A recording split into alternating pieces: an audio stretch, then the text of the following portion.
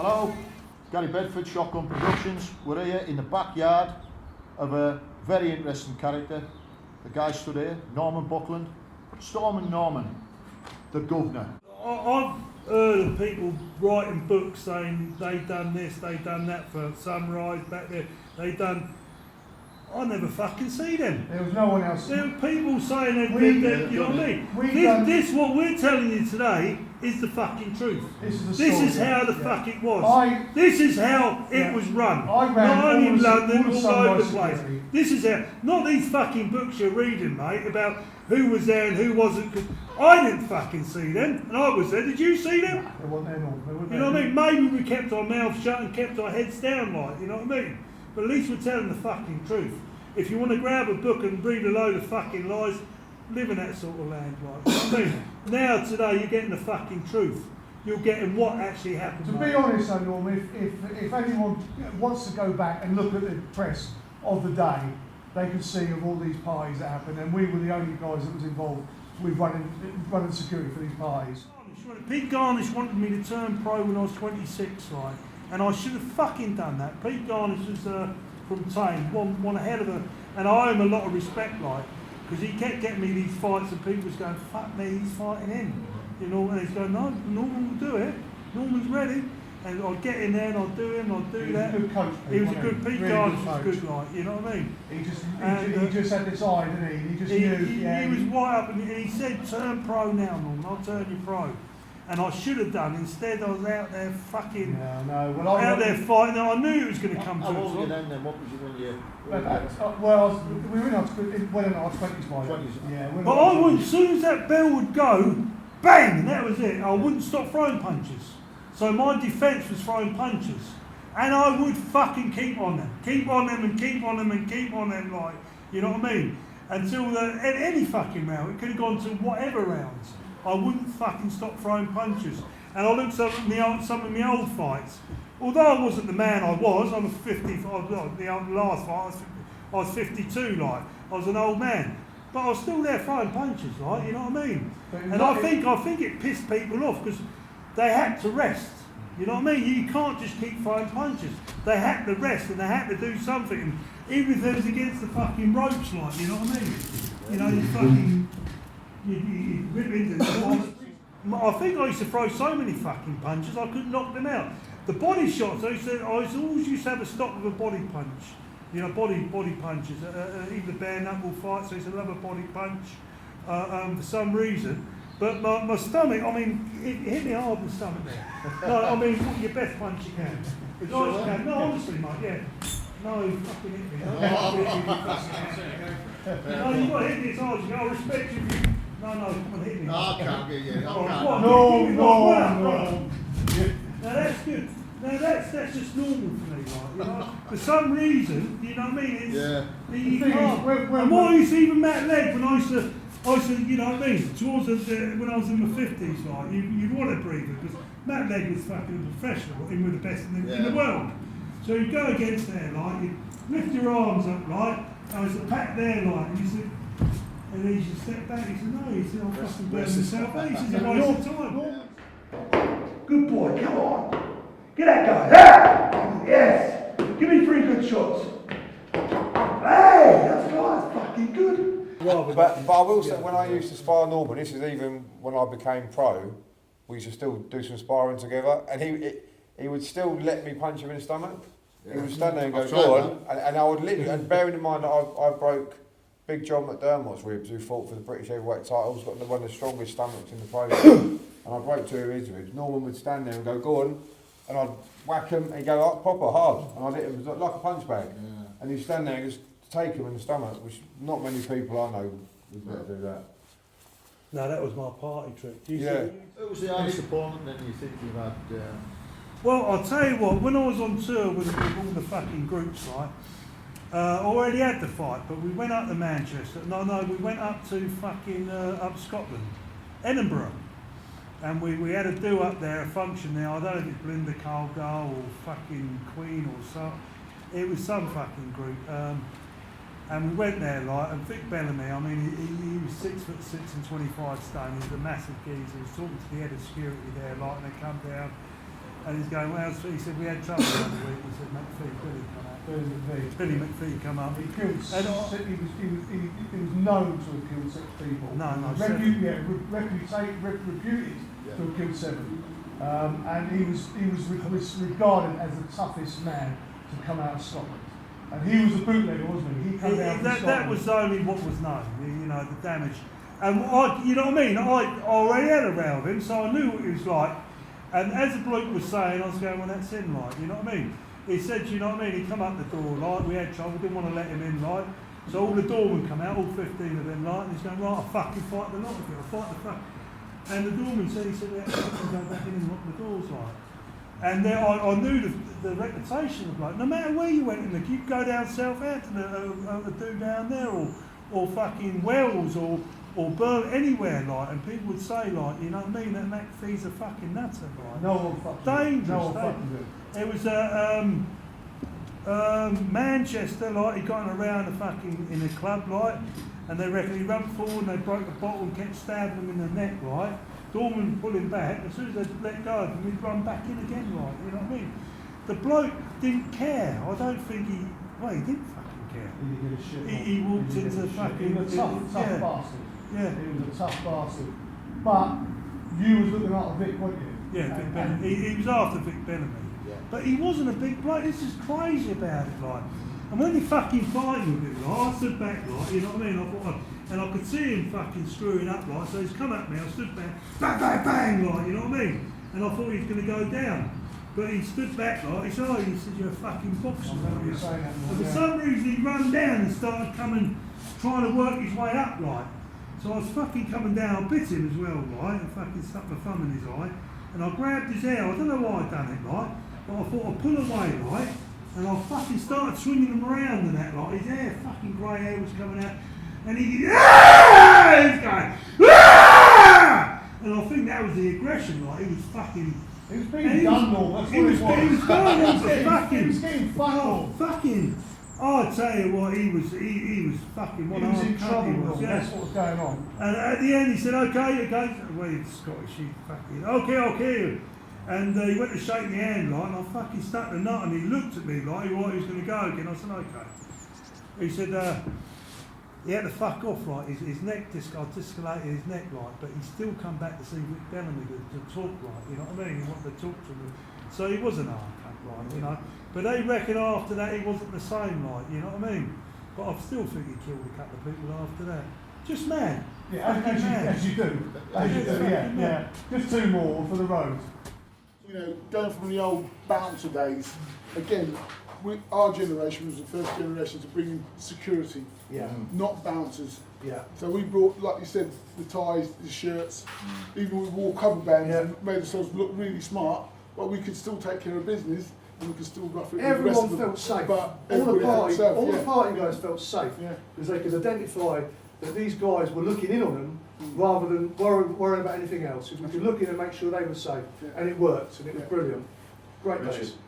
tell me about the worst night on the doors with the guys.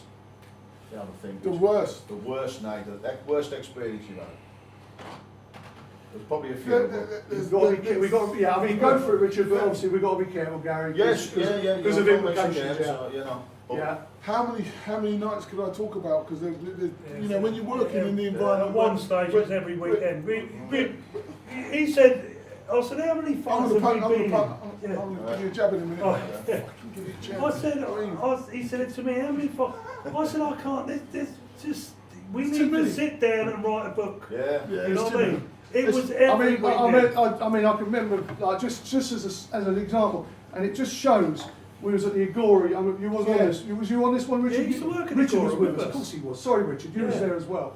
And it was a New Year's Eve. Everything great atmosphere. This is always the way with nights out. Yeah. Everyone started relaxing. I don't mean my security, but everyone was relaxing. And suddenly, out of nowhere, from an argument earlier in the evening, right, where we kicked out a couple of guys, they come back, a third of them with baseball bats. They came in the premises and we had to stop them, and Yeah. they were swinging like wild Yeah, cats. metal bar. One guy lost his eye, didn't he? Yeah, There was people. Well, Yeah. they all ended up. The whole lot of them got completely sparked out, and all their weapons taken off them. They came in for business, and it was nasty. When it kicked I had off, the iron bar. I can remember grabbing the fucking iron bar off someone. He had a hook on the end. I took a swing, the old man was with us. Yeah. He caught him in his coat, ripped the whole coat off him, like. But that's the way it was. And I went behind him, because they're all coming this way, I was going behind them and whacking them across the back of their legs, like, they're fucking going over, like. but you know, for all of us, it's one of them scenarios. When it kicked off, it went. So to find the worst one, any of us could have died at any of them, Yeah, yeah. because it was that violent. Back Oh, in no, the day. don't, you yeah. weren't. Listen, Oh, we're little chap like that. we're- I'm putting you in hospital, and not just in hospital. You're going down and staying down. we agreed And it was earlier, like that. yeah. And anything like that could happen to any of It's us. almost at any like time. asking how many But- times have Yeah. we been threatened to be shot, Yeah. wasted, stabbed. It goes on, and you blank them out of your mind. Yeah. I suppose it's like a fireman has to go and attend a bad accident on the motorway and sees fatalities. That security work, you just blank it out of your mind. You hear them stories so often. I'm going to say this right. Don't get me wrong. We're not saying that we're the hardest. Oh But no, we no, were- no, no, we no, were so no, together. no. Yeah, yeah. It made us all hard, didn't Yeah. it?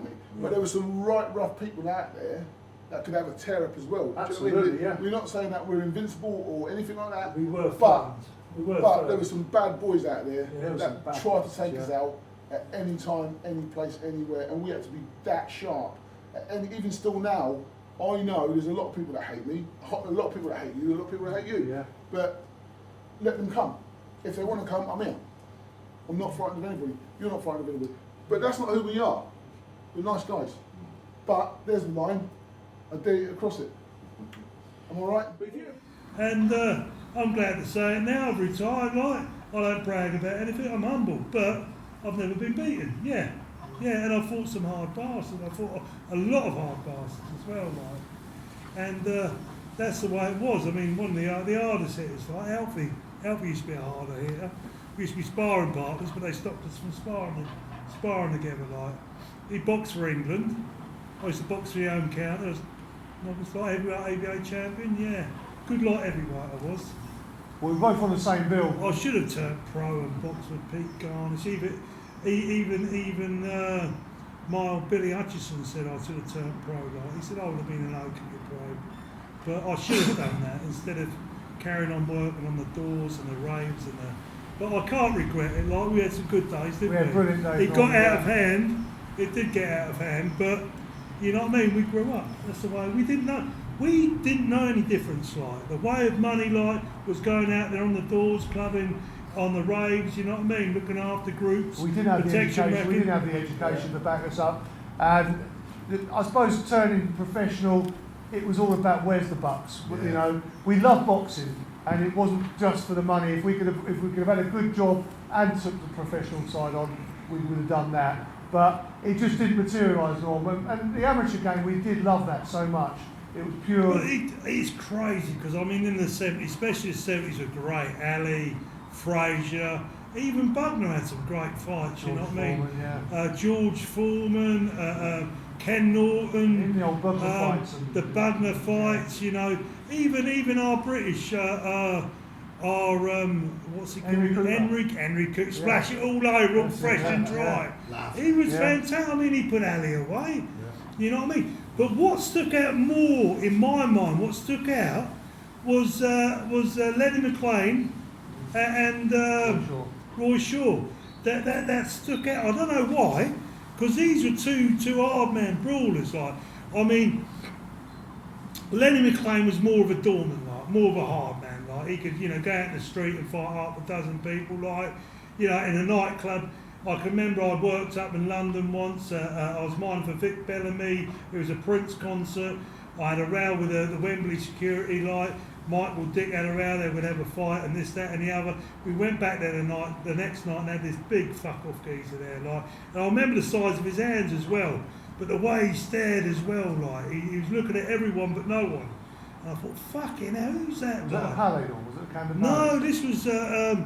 this is Wembley, right next to Wembley.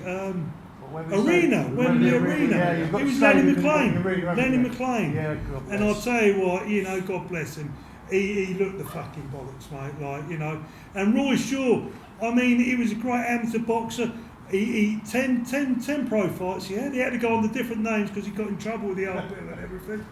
But he was banging everything. He was fantastic. I still think he could have been British champion or more, like, you know what I mean? And Cliff Fields, bless him. People don't talk about Cliff Fields. Cliff Fields was a combined service champion. That means he was a Navy champion, RAF champion, and Army champion. That's more bigger than like an ABA because he's fighting the fittest people in the country. Like he, fantastic. He was in the Navy. He won this. Obviously, he couldn't turn pro then because he was in the Navy. And he said to someone, "How do I get out of the Navy?" And they said, "An officer, I believe." I don't know how true it is. And they threw him out of the Navy. He come out. I think he had about a dozen fights. I know he won at least 10 of them. Like I know he fought Richard Dunn. Now Richard Dunn, he fought Ali. Went 6 rounds of Ali.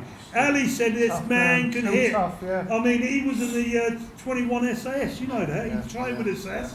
Trained with the SAS. Like this man, the only problem he had was getting banged. When he got banged, he'd go down. Now he's supposed to have the record to be knocked down more times than any other heavyweight in the world.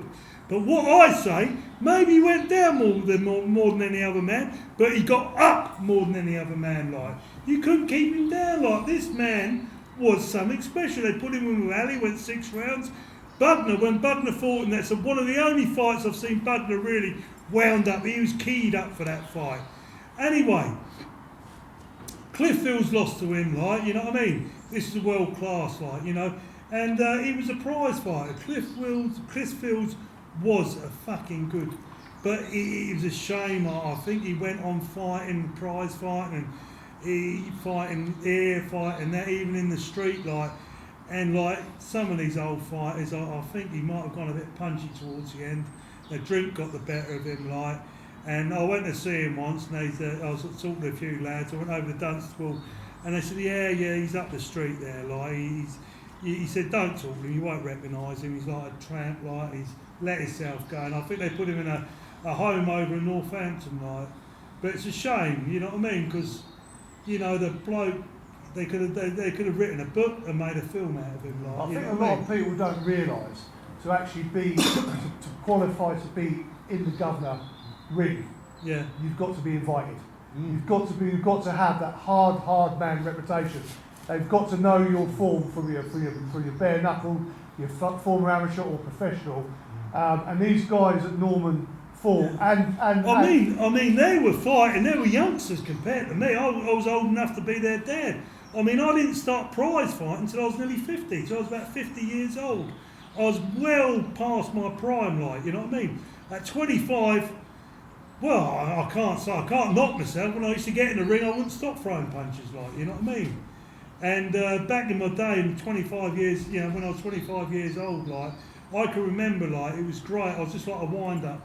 You know what I mean? You put me in, bang, bang, bang, bang, bang, and it used to be body shots, but you used to drop them. But sometimes I'll see some of the old fights. All right, I was in my 50s when I fought, but I used to come underneath with a body punch, like, and they used to drop, like, you know what I mean? Or a headbutt or punch the bollocks. Yeah, I was a bit naughty towards the end, but that was the Governor's rules. There was no rules. There was no fucking rules. There was no rules. You could get in there. I mean, Cliff Fields, I think he fucking knocked the referee out and an opponent in one fight, headbutted the pair of them, like. You made a few rules, I think. I think I made a few rules. Jumping out the ring. I think I was the only one what jumped out the ring and started banging people out. Something special, aren't they? Didn't you? Yeah. I see the bloke and his family after, like, I'm friends with them, like, they're a lovely family. But obviously I got in there, like, and I was giving it, like, and they give me, fat. I wouldn't have mind. I lost 2 stone for that fight. So I was insulted. You called me a fat cunt. You called me a fat cunt. It was only down 21 Yeah, stone. the point is, I was saying, I wanted 5 of them. I wanted the 5 all 5. I said 5 of you, get in. I had my glove on so you couldn't see my fucking fingers. But he was I remember him saying, right after, you're exact words to me were, he was shouting, you fat bastard. And he says, I'm stood there thinking, you can't be talking to me. No! I've lost 2 stone. Yeah, I've lost 2 Must be fucking shouting at the stone. referee. Was saying. Yeah, fat bastard referee. Then I fought the referee in a few fights after that. I didn't choose my fighters, my fighters chose me. But then Dennis Andrews. they fought Dennis Andrews. Yeah, fought him twice. twice, didn't he? Yeah. But yeah. Dennis Andrews, I can remember when Dennis Andrews fought Hitman Hearns. It was a And good that- edge though when he yeah. fought with my hands. Yeah. But I mean, that opponent you're talking about now, he still had it wrong. He was And- still, and no, he he was, wanted to beat you. well no, this is But what you I wouldn't say. give him a chance because you backed him on that rope. So I didn't have to fight him. I was the governor, like. Yeah. And what it was, I don't know what the rules were before, like, you know what I mean? I was fighting on the Joey pole, Ricky English, like. It was like the governor, the true governor thing, like, and everything.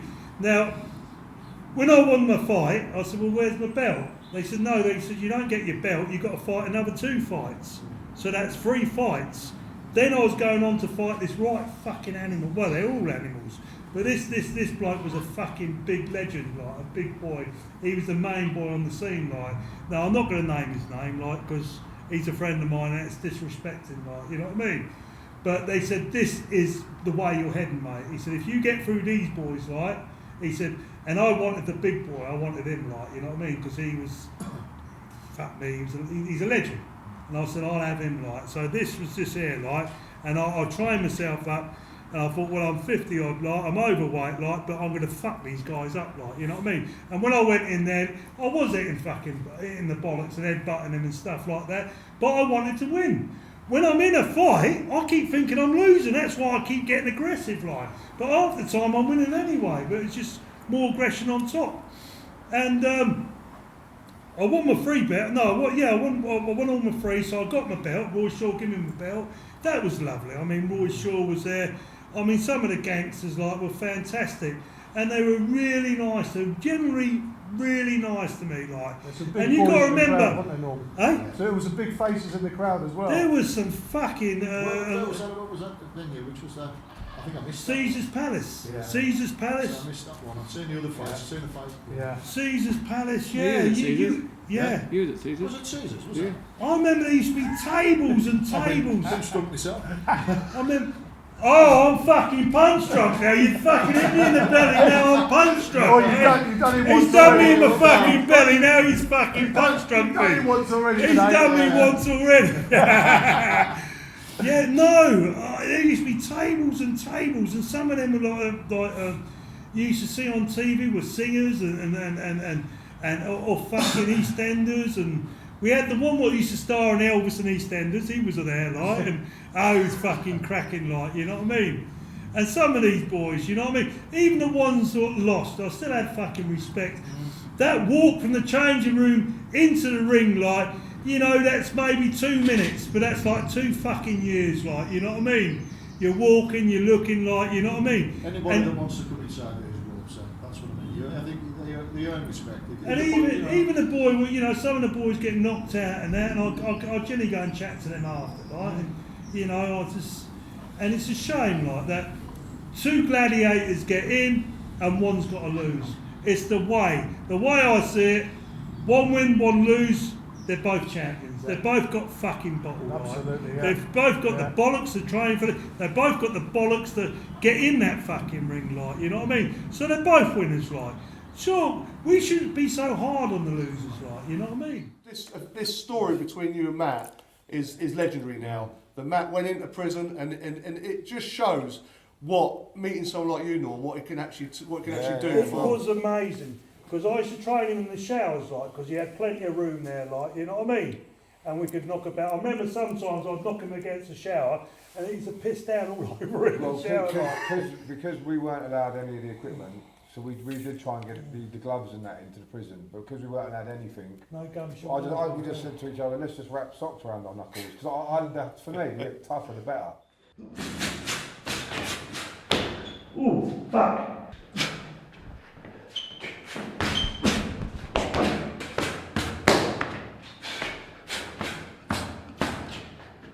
Ooh, good punch. Ooh, that's good, mate. Get better? You've improved a lot. Yeah. You're coming on. The left hook's coming on. And I knew, and for me, I was proud to be going up against Norman, who I consider one of the But hardest he men would, in he the would country. turn up I'd love every it. day. I'd Every thrive on afternoon that. he'd be up there. When I first met him, you And- could see it in yeah. him, Norman. You could see what And Matt. what they used to do, all the boys used to gather around to Yeah, watch, yeah, like, yeah. you know what I mean? Yeah. And one The would whole push wing. another, and another Yeah. one push, and there'd be about 40 or 50. Yeah, we all looking through the People glass. watching, like, it'd be like a proper It'd be jail like film. watching a bare knuckle fight. Yeah. It'd be like watching. So two- what we'd two, do three now, games. then one would get behind the other and push him in. I'd say, right, your turn, come on then, pull him up, like. Yeah. And they knew there was a funny side to me, like, I love the kids, like. But it's learning that respect, and when you meet another tough man that you know have been through it, Yeah. you automatically got that respect Yeah, for it. yeah. And this is something you showed straight away for Norman. Yeah. And you've now gone on to become where you are now, Matt, and Yeah. you've got the respect Sort of from. what I looked up to. Yeah, and now you become a legendary in that, exactly the same. But to know you two Yeah, yeah. are still as strong as what you are. Without Norman encouraging me to do it, I don't think I'd have even entertained the idea to box. Yeah. I don't think I would have even thought about it, because at that time it just wasn't even on my mind. But Norman, without that, I would never have done it. If you had just He always wanted to fight Mike Tyson. he didn't wanted. He You just wanted to get. You was just hungry to get. Well, there, he'd Matt, fight wasn't you? anyone in the world. If I got him, I'm telling you now, at 8 years of age, he would have won all the bet. He would have been heavyweight champion of the world. Well, his last pro Yeah. fight is potentially Yeah. the best in the world. Do you know what I Yeah, mean? yeah. Andy Joshua, they don't Yeah. come any better than that man. And before that, the 3-time world champion, different weights. Yeah, and you Same, took same. him the What's best. his You name? fought the best James fight Tony. that you could have gone against him. James Yeah. Tony. Yeah. James Tony. I felt that was one of my Yeah. best from terms of movement. When I came out against Joshua, I was rolling well. And, I remember and Jim And you was, had him yeah. against the ropes twice, I had didn't him you? against the ropes, Yeah. and he was missing with all his shots. His jab, He was his just jab awkward, missed weren't you? because I was so concentrating on head Yeah. movement and getting in. Was it Jim Watt as well? Got really excited. Jim didn't Watt he? was He saying, suddenly went, yeah, yeah. Jim Watt was saying, This "Let's Matt do knows what well," he's and as doing. soon as he said that, I Oh, thought, no. He said, Matt Legg says he's got nothing to lose. Yeah. And by God, he's got nothing to lose. He's taking the fight to him. And you know what I mean? I thought, Jesus Yeah. Christ, twice What he actually- took the fight. I- And that's the Matt I knew. That's the Matt I trained. 'Cause, That's the Matt what wanted to win. You know what I mean? That's right. But Joshua is a one-off. Yeah. There won't be another Joshua. He'll be a cross-like for Mike Tyson, Muhammad Ali. Yeah, he is, yeah. He reminds me this of Mike man Tyson. is super special. Like, Oh, you know what I absolutely, mean? He reminds me of Mike He's, Tyson. Yeah. he's just incredible. Now he will eventually, you know what I But mean? he's got a world title fight in Yeah. 6 weeks. In Yeah, April, yeah. April, is it? April Yeah. 9th. But, Yeah. I mean, we only trained for that fight. We literally trained for 2 rounds. Literally go out and try and knock him out. That's why I flew out like that. Yeah. Because there's no way it was going the 6 or the 8. Try and knock him out in the first 2, and if you haven't, then you'll have to just That take wasn't a whatever. 12-round fight, was it? No, Right? no, It was no. never going to be, was And it? that's what I tried to do. I did genuinely try and go out and knock him out, and it was just one of the things. He worked. He told me after he worked out the plan. After about a minute and a half, he saw every time he threw a shot, I slipped under and rolled. So he started feinting his jab, and I'd move, and then he'd hit me. Yeah. And he put me off my game plan then because I couldn't get in too close. And What as was soon going through his mind when you had him against the ropes? I don't know. I mean, he was worried. Matt's brother, wasn't it? Yeah. I did I catch mean, it. I was he- the first he- one to land yeah, a couple yeah. of shots. But on I him. see one on Only Facebook little where he actually caught him. You Yeah, can see yeah, his head going yeah. back. But if they don't believe he's special, which he is, He is special. Yeah. they wouldn't be putting That up for must a, have they, been wouldn't, a- they wouldn't be putting up for a world I title can remember this early Joshua on. going to watch Matt Legg Yeah. box when he You was a know. kid, like, Yeah. you know. But they put him straight in for a world title shot. No other. Yeah. I mean, look at Yeah. Bruno Yeah. and all the others. They held him back a Yeah. long time. Yeah. But they put him straight in early. This- They know he's It got was a it. test. That was Joshua's test, Matt Yeah, Legg. yeah, of course. Because Matt Yeah. Legg. I spoke to I him, mean, actually. this man, if he hits you square on the jaw, you're out. Yeah. I don't care who you are. Like even Mike Tyson, even the best like there's ever been. Like if he catches you square on the chin, you can't take it. I remember I used to when we was in prison, I used to bully him a bit, like when we used to spar, because I used to bring it. He used to fucking turn up every day to spar. I was getting tired. You'd have black eyes and lumps and Let me have blood a noses. breakfast first, Matt. You know what I mean? And he just used to keep coming back. Yeah. And I thought, gee, what do? I'm going to have to step it up, like. And you couldn't, it was just, I believe if someone ever did knock him out, they couldn't hurt him. I just love getting in You with know the what I best. The best And what people. happened, that was all right while I was in prison, but when I got out of prison, I started sparring. Then he started dishing the fucking nose, started going, blood. And I can remember the body shots, although they didn't, you know what I mean? I was like, is that it? Like, is that all you can? Come on, hit me. I used to go home and I used to think, are they broken or cracked? You know what I mean? My ribs, like. And I thought, I've never been hit like that before. And of course, he's probably one of the hardest hitters in the world. Like, you've got to admit, the man's only had how many pro fights? 10 pro fights. 10 pro fights. He's only lost 2 or 3, and he's been in with world champions. He's been in with people what's going to be super world champions, the best ever of all times. Like, he's been the first fight he had.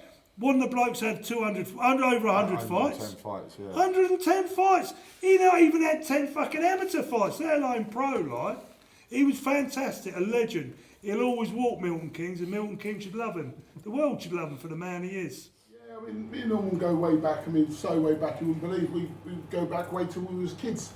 Yeah. On the market. Well, a lot of us met on the market, didn't they? Well, it goes way back further than that, mate. It goes back to our dads, to be fair. It goes back to when, you know, my brother was a professional boxer back in the day. His brother was, he was the man, his brother. Yeah. His brother, a legend. My brother was Oscar Angus at the time. He was middleweight in the days of John Conte. He was his sparring partner. He fought with Finnegan brothers and he fought Adam Minter and people like that, do you know what I mean? So it goes way back to them days. As us, we were growing up in Aylesbury at the time. Yeah. Your dad was a big good boxing fan. My dad was a big, and so the two families got together through boxing.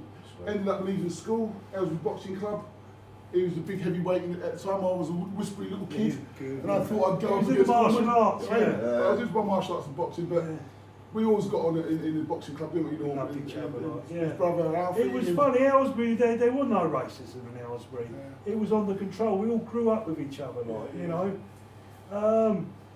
It's one of them eras. It's one of them eras. It was funny time. It was a funny time because we all left school and we all knew each other. Yeah. But there was still a lot of racism in Aylesbury. But it was our generation that really broke down the barriers. We brought that era. I think it was groups of deliberate racists, wasn't it? Like, you know, you had the skinheads and people like that. But like, it wasn't massively throughout, and it was talk. You could say things. You didn't have to be politically correct. That's, you know, black was black and white was white, and that was it. Yeah, that was it, right? Yeah. But we did have a few rows, didn't we, Norman? We fought against racism as we broke down racism, and we had a go at the. Well, there was Fryers, wasn't there? Fryers, which brought all the big major. It was bands. good, but we used to go in there to fucking enjoy. We've got Bad Manners, Madness. And who was it? Was it Dave? Dave used to do the security. Dave. He used to kidnap us. No, well, you have to pay to come in. And we thought, we're freebie. He said, no, backstage. You look after backstage. And we used to go there. I mean, we were only young teenagers. And the likes of now, what were the greatest groups in the world like, you know what I mean? Knocked them about, let's say a few of them. Specials. The specials. Bad Madness. Madness. Especially AKA. Blondie. Susie Quattro. Is it Susie Quattro? Yeah. Is it Susie? Yeah, Susie Quattro. Yeah. There's a lot of well-known bands. All the best in the world. We did a lot of security back in the day. Because they were so new, we didn't know they were going to be like worldwide, like, you know. Yeah. And I mean, at the time, things used to be like groups, like, you know, you'd have a mod night, you'd have the Who there, and that'd be all the mods. Another night you'd have like Susie Quattro, that'd be all the punk rockers. Did you get trouble in that then? It was all the time. Well, Bedford Skinheads. As a county town in Buckinghamshire, Aylesbury was one of them focus towns. Yeah. We had the Bedford Skinheads come over in a small group, tried to take us on, we kicked them out, we smashed them up, we threw them out. They come again the next time, didn't they? They come with the 2 coach loads. And we did the same thing as a town. Yeah, because no one has an art of saying about he did this and did that, and it makes it sound as if it's like walking through poppy fields and that, and then of the day, you know what I mean? Stories, it's not everyday life to everybody. No, you know it's not. It's one of the mirrors that we've well, we broke down the rate. We was together. We was one big massive firm. We're a family. We're family. We looked after each other, and that's what's the main thing. So we would go anywhere and do anything and look after each other. So we were a band of brothers. So we could all have a row, couldn't we? We all boxing, martial arts, and you know. So the boxing, we're having the boxing, when did that then? What's it happened there? I had tendonitis in both my arms. Even when the last dozen fights I had, I shouldn't even took them like, because my arm, as soon as I start throwing punches, the tendons would rip like. But I was in a temper anyway, so it didn't really bother me like. But we had Medicroft boxing club. My old man. He boxed for England, Alfie boxed for England. We've He both used to knock got, every fucker out, he did. yeah, but you've got to remember, the only reason why I got to a good level was because I wouldn't go toe to toe with him. And I was a southpaw, and I would just move around the ring, just flurry of jabs and so on. He hated it. He absolutely hated it. And my old man, and it got a bit. He used to stir up within 5 minutes between us, and next minute gloves, fists flying everywhere. Towards the end, I went to Bletchley Boxing Club, the Bletchley Royals, Avery Goldsmith. And, you had, I remember Charlie Johnson, bless him, he's lovely. Schoolboy champion, was never beaten right. And I was a light heavyweight, he was only a welterweight, but the man was a fucking animal. And you'd have to spar with him, right, and he would try and take your head off. He was an animal, right, he should have turned pro. Schoolboy champion, I remember his old man used to come up, bless him, I think he's ill now. And he was going, you got my boy through to the championships and all that, right. Although he was light, he used to hit hard as well. You'd be up against fucking champions, right, sparring with, right. So you're going to get good. You got like, the Bennett brothers. Yeah, all three Bennett got, brothers used to come up, and they were Daryl Brown was Ray Lewis. Ray Lewis, tough boy, ABA, semi-finals, 2 years in a row, yeah. There was some tough boys. All the Ellsbury boxers used to come over and train with because it was a lovely club. The old man ran it, and it was a small club. It was a good family atmosphere. They banned Norman and I from sparring against each other. The old man went, no, you two stupid things to do. It would all show respect to start with, but then one of us would just throw a naughty little one in there, and then it would flare up. But 2 minutes later, we were hugging each other and cracking up. But that's the beauty of boxing. That's the beauty about being around with family and having good support. All those boxers who used to come through the Ellsbury, come down with us, we are deep friends with still now. The three Neville brothers, the three Bennett brothers, Neville, Derek and Barry Bennett. Barry turned professional. Neville was ex-army champion, and Barry was open class ABA guy. Great memories all, weren't they? Those fellas. And we was all at our peak of fitness as well. But the old man was a good coach, and they all loved my old man. Very quiet in nature. And he brought in yoga, didn't he, into the training. And used to get grown men laying in the ring, trying to hold their legs up for 30 seconds, just 6 inches above the ground, screaming with pain, and couldn't do it. But that really helped our training, it really did. We were still teenagers when it all started kicking, we all started getting drawn out of Ellsbury, didn't we? Yeah. Milton Keynes, the Agora, the big Agora there, we had about 10 doormen up there, because they had a lot of trouble with the sauna, but bless them, you know what I mean, a couple of them have died now, it was a shame. But it used to get serious, It used to get serious. One called Peaches, I worked at the Winter Gardens, Kevin Wilson, bless him, right? He threw someone off the Winter Gardens once, right into the swimming pool with the fucking fish were like, with the fish pond. So he was the hard man from Milton Keynes, like. The Winter Gardens, I didn't do the Rave talk, didn't I? the Golden Flamingo, towards the end days, right, they used to have the raves there. But all over the place, do the Agoras at the arcades as well, like, used to work with all the arcades for Mr. Man. If you'd had trouble in one, if someone would start smashing the machine up, we'd be down there. Tony? No, Tony Hater as well, yeah, he used to, and you know what I mean, we were everywhere. It was like a protection racket, but the point is, we got asked. We wasn't extorting. People said, look, can you come over to Milton Keynes? And from Milton Keynes, it went on to London, it went on to Birmingham, it went on to Manchester. And I said, did you work at any roads? You've worked at the door. You've been out with a few jobs with me as well. I have can't done. talk about, yeah, I know, I can't talk about them. I did the door in Leighton Buzzard, but on my own for a year or so. That's right, I'll tell you what, he got threatened. Now these, bless them, they are hard boys, the travellers, like, you know what I mean? But he had one fight, and this traveller was fucking 19 stone, a youngster. 25 stone. 25 stone, he must have been about fucking 6'6". Yeah. And his name was? Big Paul Joyce. Yeah. Big Paul Joyce. Now this man could have a row. Yeah, he used to remind me when I used to fight, when I used to box. He would throw everything, and he was fast, wasn't he? Yeah, he was a tough. I fought him, and we became friends after the fight. I fought him back in the amateurs. He'd had 8 fights, he'd won all 8, and I'd had about 6 or 7, or won 6, I think. and we fought down at his home show in Oxford. Yeah. And he gave me one of my toughest fights. He was 6'6", 25 stone, but fast. Yeah. And he was game as anything. And he attacked me from the opening bell, and I had He to wouldn't stop, would he? wouldn't Yeah. start. I had to dig in, and we had a Yeah. proper toe-to-toe fight, and I won it, which I was happy for a draw. Didn't you knock him out the ABA? No, this wasn't the ABAs, but he actually beat the only bloke who ever beat me in the amateurs, Yeah. the ABA champion. Big Paul Joyce beat him in a fight, so he beat the ABA champion. I'm surprised he didn't go pro, He you know? had, in the end, he had about 25, 26 amateur fights. He only got beat by 3 people. Yeah. But he was one of my hardest fights, and we became friends after that. And we went all over the country sparring with the pros and. He was down Leighton Buzzard. He was in the Leighton Buzzard light, and he had to stop the travellers from coming in because I don't know why. He wouldn't pay. No, the travellers came through the doors, refused to pay, and I said, "Well, you're not coming in then." And I think he went up and he started calling, and I said, "Well, look, I'm not bothered if you're a traveller. I'm not bothered by that." And he's got on the phone and he rung up his firm from, I think it was down in Oxford, and then he started talking to him, and I'm looking at him, and he goes to me, "What's your name?" And I said, "My name's Matt Legg." And he went, "Right, this geezer's called Matt Legg." And then I could hear him going, "Oh, right." And he went, "Do you know Paul Joyce?" I went, Yeah. I said, "I fought Paul Joyce in the amateurs years ago." He went, "Oh, right." And it was Paul Joyce's family that he rung up to try and come down and let it diffuse the situation, because then he knew we all knew each other. So I'm glad I did fight him all back then, because we had a friend relationship after that. And You've it always diffused. had respect for the Yeah, travellers. I've always got Everyone, respect for the travellers, yeah.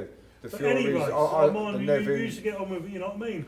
Any race for any country, anybody, anyone. yeah. I fought Paddy Nevin, who passed away now. Paddy Nevin was a good fighter. They're all in the Knuckle film as well. You got Paul's in the film Knuckle as well. But he was a knuckle fighter, It was wasn't bare Knuckle. He's on YouTube. Yeah, He's got loads of his fights on YouTube. He's a very good fighter. He's very, very deceptive. How quick he is for his size. Frightening. And Frightening, very, very good fighter. He beat the ABA champion, the only person to beat me, and he beat him. Yeah.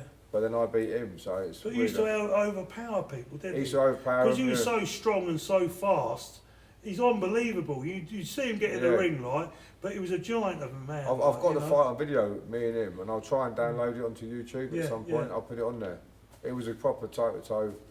Yeah, I was trying to keep he used to work the door, like, and people used to say, "I know so-and-so," and he used to know everyone anyway. Yeah, people would threaten me, and 9 times out of 10, if they run someone up to try and go against me, I would know the people anyway, wherever they were from. So, even different cities, so it wouldn't really matter. No. All over the country, Yeah. I'll tell you one thing I regret is I wasn't there when Barry Wells fucking got crippled. You know what I mean? I know. It's a shame. I like Barry. Were you inside that? I tried to stop it. I wanted to see the other phone. Tiny wouldn't come up to see me. I told him not to take the fucking shooter. I said, don't. He said, but they're going to kill me, like. I said, don't take the shooter, like, you know. And I said, can the other firm come up and see me and I can sort it out from there. Next thing I know, Chalky White was in prison. He'd been fucking shot. Morris Buchanan fucking I went to shot. visit Morris in hospital. Yeah. And I said, all right, mate. He went, oh yeah, how you doing, Albert? I said, what's the crack, Mo? Yeah. And I said, how did you get? He said, they've shot him through there and it's come out his arse. He said, but when he got to hospital, they were looking for the bullet everywhere. Yeah, He said, they took his boxer shorts out. He fell out of his boxer shorts. But that was a big night in Ellsbury. It was a bad night in Ellsbury. There was oh fuck me! There was five got shot. Well, the young guy Wayne just passing by. Yeah. He was only passing by. He used to cut all the parties.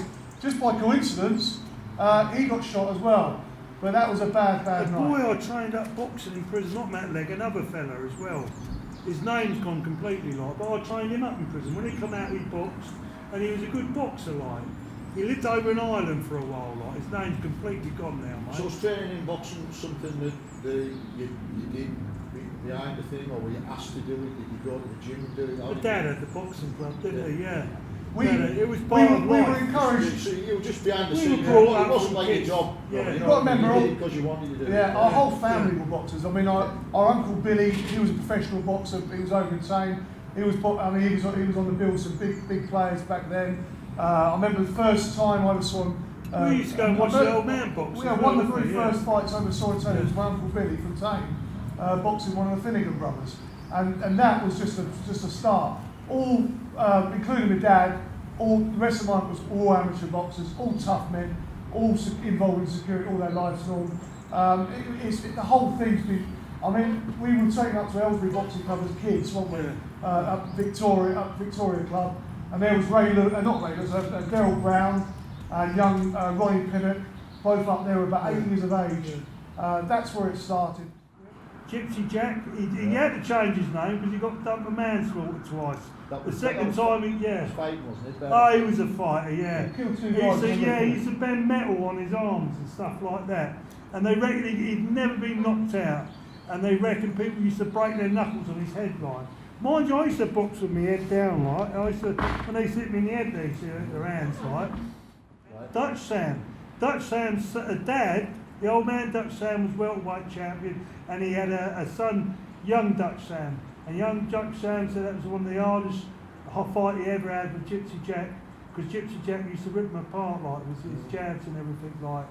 And I think Dutch Sam was the only bloke who beat him, like. But they put him in with Gypsy Jack or Gypsy George to see what he was made of, like. And he said that's the hardest fight he ever had in his life. It's just a weird thing, yeah. But can you remember when we used to go to Milton Keynes or Bedford or anywhere we used to go? We used to load the fan up with doormen and go and do a club or a pub or something like that, you know. Yeah. And then, like, you know, no matter what turf you went on, you're against the world. Half the time they didn't even know us, like, you know what I mean? Or they've heard of us, but they didn't, you know what I mean? So you'd have to be there and you'd have to work as a team. A lot of the times it was just me, you and the old man. We used to do Marsh Gibbon, didn't we? The judge disco. This was when we was The really judge, young, yeah. we were cut. I mean, Albie must have been 11, I must have been 10. But then it was full time when I was 14, that's when we used to do the door. Bucks now go... Agora Club, wasn't it? And we used to do it all over the place from the age of 14, and he must have been 15. The old man was handy, like, he was an handy bastard. And he had a reputation in Aylesbury and Buckinghamshire, like, they knew he could handle himself. And he used to look after us, like, you know, he taught us the way, he used to do the Hazels, didn't he? Yeah, the Crown pub. Yeah. Then the bloke get killed there, got the glass, got the old man glasses run after him neck, to rescue him, like, and the bloke had bled to death, like. You know, there was a bit, you know. But the old man kicked the poor guy out because he was causing the problem. Yeah. But the other guy then ran out past the old man with a bottle, put it in his neck, and my old man remember seeing it. And I remember it disturbed my old man over this, which it would anybody. Yeah. He saw the poor guy run to his death with blood coming out of his. And again, it was nothing. That wasn't my dad's fault. He just did his job, he wasn't involved. There was no fisticuff. It was just some complete idiot. But that teaches you again about life. In our situation, that one idiot with a bottle or whatever. So you've got to learn. He used to work the doors with his brother, Chrissy Buckland. Well, there was 4, wasn't there? Donald, Chris, and Danny. Yeah. Chrissy was fucking out. He used to slap people. Didn't he, Chrissy? From an early age, we started taking over all the doors, nightclubs. We had about 60 men working for us at one time. Over in Aylesbury, Buckingham. He had a phone that big. Was it a yellow phone? The fucking thing was about. Remember the first phones out? It was great big flipping thing. But like you know, that, with that, we started going on tour with some of the major bands, and we went all over the country working in Manchester, Liverpool. It seemed to say everything come at once. Yeah. So we started working with all the bands and stuff like that. But with that came a little bit of respect from all of these different areas that we used to work in. Although we had trouble in these areas, we stood up for ourselves. You know, we weren't easy. Our firm weren't easy. No, We started to get from Aylesbury to over here now, and we've been top of our game for a long time. We've come up against a lot of different gangs from different areas and stuff like that. You know, the Manchester boys come down to the Sanctuary that time. I mean, that was a naughty crowd. That was a naughty crowd. The boys from Manchester, they came down to the Sanctuary, and the police actually said to us, "Look, come off the doors." And we said, "What for? Why are we coming off the doors? We work here." And they said, "The Manchester boys are down. So they've got guns in the car." So if they've got guns in the car, let them come. Let them shoot us. We weren't scared. We stood our ground. I mean, we actually followed them to the car. Get your gun out. You're going to get your gun out. And we was fearless. That's the difference with me and Norman and the rest of the crew. We was fearless in respect of if we had to stand up and be counted, we stand up and be counted. And that's where we get our reputation. That's where Norman gets his reputation for. Because we wouldn't run the old school way. Do you know what I mean? And that's what it's all about, isn't it? And we've been like that ever since. I don't know, it seemed like we got too big for Aylesbury and we spread out there, didn't we? We had a reputation in Aylesbury. We looked after our own, and you know, where trouble was concerned or anything like that, as a town, we stuck together. So it wouldn't matter what town it was, whether it be High Wycombe, Slough, Berkhampton, Hemington, Luton, Northampton, Bedford, we would stick together as a town. So the type of trouble that used to come to us, we used to deal with it. But it used to work in all the other towns. I was thinking that last night, I was thinking, Oxford, I never worked in Oxford. I worked in the Apollo. Hemel, I worked for Manny Clark in Hemel, and I worked for him in Cheshire as well. I used to work with Manny all over the place. He was good fun, Manny. He was an old bruiser. I used to fight with him as well, box. When we used to have the shows, the bare knuckle fights and the prize fights. Some of the gypsy camps, I can remember there would be him like, and he used to always drink whiskey, a couple of whiskeys before a fight. And he would fight anyone, you know what I mean? But it is funny, there was him. Yeah, let me break. He used to have a couple of whiskeys before a fight. What am I? Whatever you like, mate. Whatever you like, you're fire away. Go on. I've played this for a long time. Look at that thing. Go on, mate. I used to work with Manny Clark. We went over. Where was it? Watford normal. Hemel, was it? Hemel. No, we actually worked over. Where was it now? Fuck, we worked somewhere. Cheshire. Yeah. Me and Manny. That's all that area, innit? Something called the Watford's Western area. Pub or the Western Club or something. There was loads of trouble up there, like. And we went up there, like, and I can remember one night he was throwing me there. I was throwing them out the door, like, throwing the people out the door. And he got up to this bird, started dancing with this bird, and a boy's gone for him, like, so he's chinned this lad, like. I grabbed hold and threw him out. And it was nice of Manny Clark. He come over, he said, normally, he said, let him back in. I said, why are you letting him back in? He said, I asked this bird for a dance, I didn't know it was his bird. And I thought that was fair. Fucking people always taking shots at me. Back in the days, back in the 80s and 90s. But back when we were kids, I was the big brother. I looked out for him. But just like nature is, big brother. Some of the fights.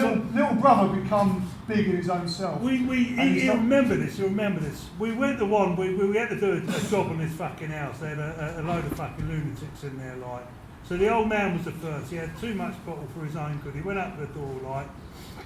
Geezer's come out with a fucking axe in his hand. He had it behind the door. He had the axe behind, because someone spotted it. Someone spotted it and went, watch out, Alf, he's got a tool. He's tooled up. And then he's come out, the old man, and backed off, fortunately. And then we just grabbed him, didn't we? Well, it was a load more. They fucking all a went load out. more in the house. But Yeah.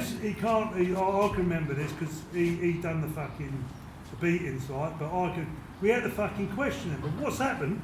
As they've come out, we've thrown them all to the floor, like. And they're fucking shouting and screaming. And I'll never forget, like. He's gone up, like, and fucking booted one in the jaw, and he's fucking out cold. And he's gone in each one of them and booted them in the fucking jaw because he was fed up the way they were shouting. And I said, how the fuck are we going to question them now? I said, they're all out fucking cold, weren't they? I didn't plan that. I don't know what happened with the axe. Did we keep the axe? Yeah, which as a trophy. But there's the old man. Imagine taking your kids. You know what I mean? Taking your kids to work with you, like. There's fucking someone coming out with a fucking axe. But that was nice. That was what he said. I remember what he said. They went right. We come back because we come back to collect a car on debt for somebody else. We just come back from the Agora, and then we were all firmed up. And the old man went up all polite and went, listen, I'll come and collect the money for the car, whatever. He went, yeah, and who's fucking army? And that was his big mistake. And then someone said, Alf, watch out, he's tooled up. He's got, but there's about fucking half a dozen of them behind him. I was trying to wake them up. Yeah, I was trying for fucking hell. We're going to get it now. They came charging out, but then everyone else was all in behind bushes. And then came out and they thought they were on the front foot. But it's what are we going to do with them now? They're fucking cold out, like, you know what I mean? Yeah, I think we did get the car, because I remember the fucking car, when we turned the bend with the car, the headlights turned the same way the way as the wheel was turning. Probably because of the way he was sat in the car. You know, there was another dude, we had to go down the coast. Alfie, the old Bill had got Alfie, hadn't they? So we was going down the fucking coast, we had Kevin Wilson with us. We had a that fucking was a party up in Norfolk.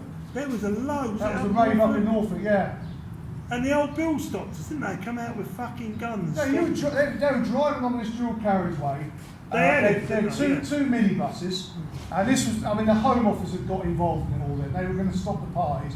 they had to stop sunrise security. That was the first thing. It was cracking down. The Yeah. old people had enough. But didn't they? Norman, they nicked me early in the morning. They planned that, get the head of security out of the way. These lot we'll deal with later. And they were driving on those dual carriageway going to Norfolk.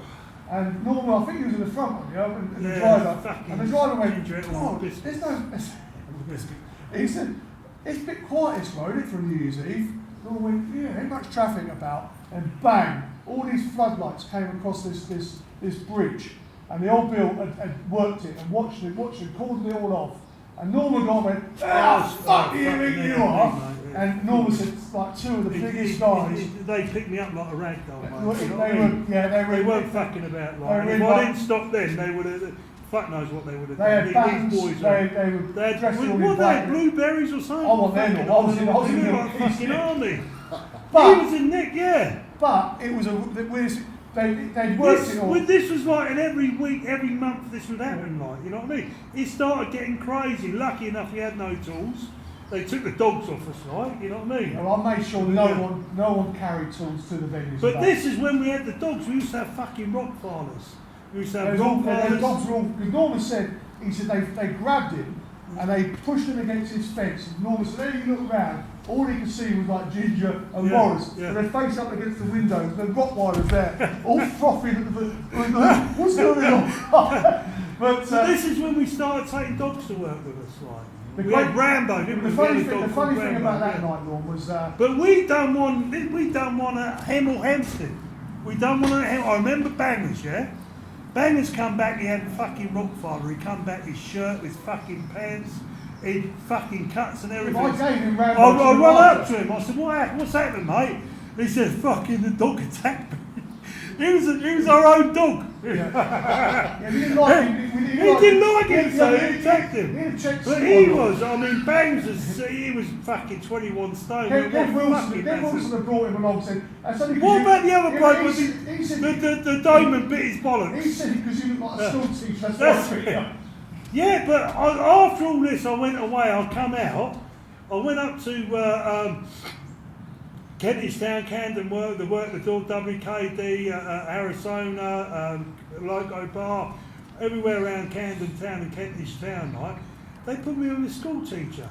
I said, what? He said, well, no, I'll just keep the kids in. Things have changed, you had to have the ticket then, right? You know what I mean? I didn't have a ticket, right? But they used to keep me back in the club, right? You know what I mean? Above, so I can watch everything and run down there quick when it kicks off. And this is when everyone had to be ticket. No, just as well, right? But in the day, to work at a club or a local pub, you had to be the hardest cunt there, like, you know what I mean? Because no one wants to get in and get their fucking mouth broken by the hard cunt, do they, like, you know what I mean? So you went in there, you had a bit of respect, like, and there was no trouble, like. But these days it's good. I mean, you know, everyone's got a phone. You know, something kicks off, you can film it, you can phone the old bill, like, you know, the days, what I was used to, the 70s, 80s and 90s, even to the 2000s, they've gone now, those days are Just got gone. firmed up, All we yeah. can say, all we can talk about are the stories, like. Yeah. But on this particular night, we had a guy called Clinton who was a big Arsenal boy, right front face of the Arsenal at the time, always dressed immaculately, Norman, if you remember, with slick back ponytail hair. And he knew some of the front players of the ICF. But we got the call up. Tony said, Alfie, we're getting ready for the pickup. We're talking like, 100,000 up to £200,000-300,000 in cash. That's how it was in them days. I said, no. Clinton was with me, and we went up, and I'll never forget, Andy Swallow came along with his boys, and Clinton went, "What, Swallow?" And then Swallow turned around and went, "What, Clinton?" And it was like, now what was going to happen here? Did they were they going to have a go at us? Were they going to try and take the dosh and leg it? Or were they going to just fucking lay into us? Or did they want to try and do business and try and do something in the future? This is what was going on in London, like. This is the beginning of it, though. But the money's like £1 million. Yeah, but on this occasion, right, I said, Norman, just get that money, hold it for your life.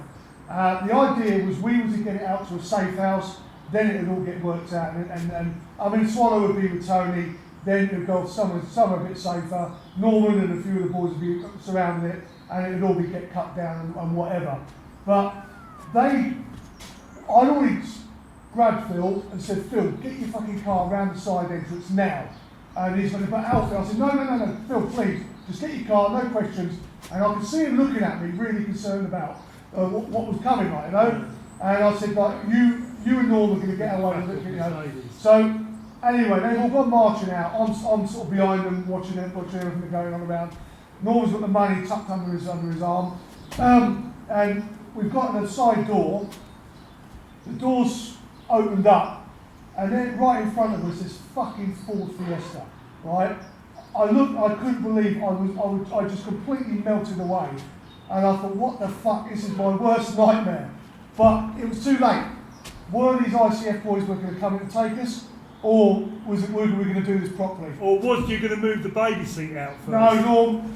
Listen, I said, look, get in the car. Just get the fuck out of it. They've gone, Norman and Clinton went to get in the car, and all I remember seeing was their asses come walking back out again. I thought, what the fuck's going on now? Phil went, hang on, he's had to get out, so I lift the bloody seat up to get the baby seat out, so them two could get in the back. And by this time, I could have put my hands up and said, look, fucking take the money, because it's fucking ridiculous. But I think they felt sorry for us a bit, Norman, let us get away anyway. We started working for this firm from Watford, and they had the contract for all these illegal raves. Yeah. And this was back in the day when drugs were just coming out, not just coming out, but you know, the old pills coming out, and we were working in the nightclubs, and we'd get a text message on our phone or on our bleeper. Yeah. We'd have to meet them somewhere else. We'd have to meet up somewhere else about 2 in the morning for this illegal rave. Yeah. We were the original guys that were, you know, Crombies, Rottweilers, and we'd go down and do the raves till about 6, 7 in the morning.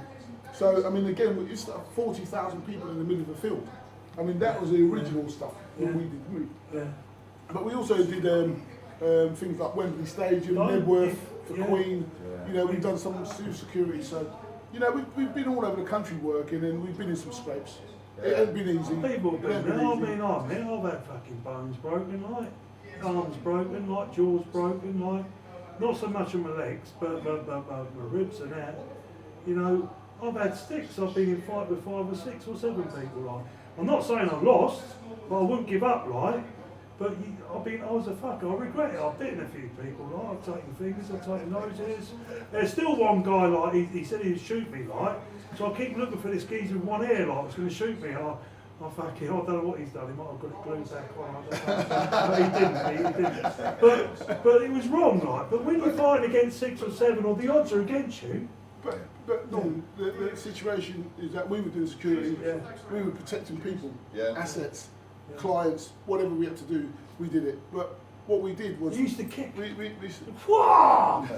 You was world champion, weren't you?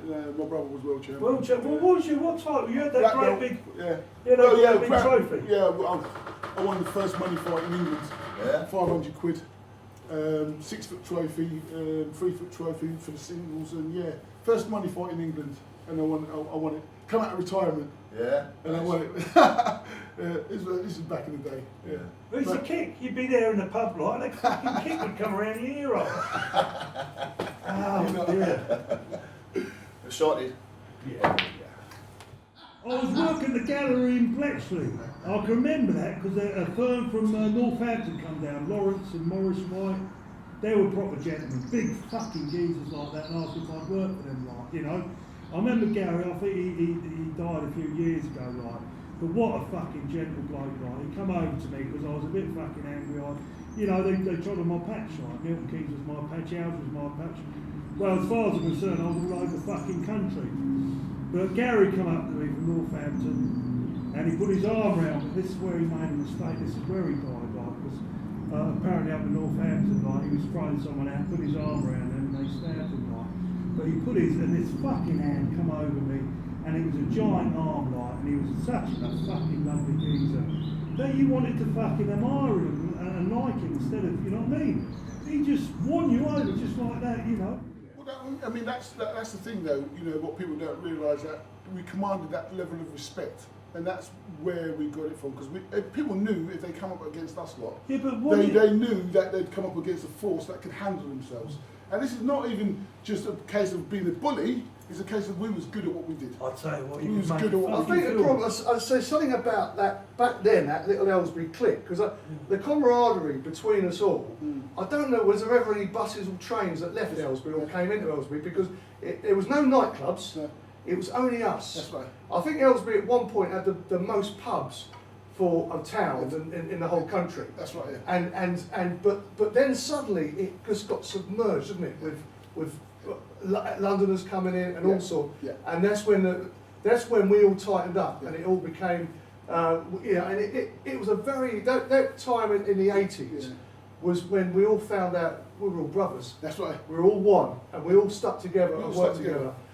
And that's the main thing, is that you see all this bravado that people come out with, I think, especially nowadays, and it's very rare that I speak out about all these so-called gangsters and these people that want to mouth off about, I'll shoot you this and I'll shoot you that and I'll do this and I'll do that.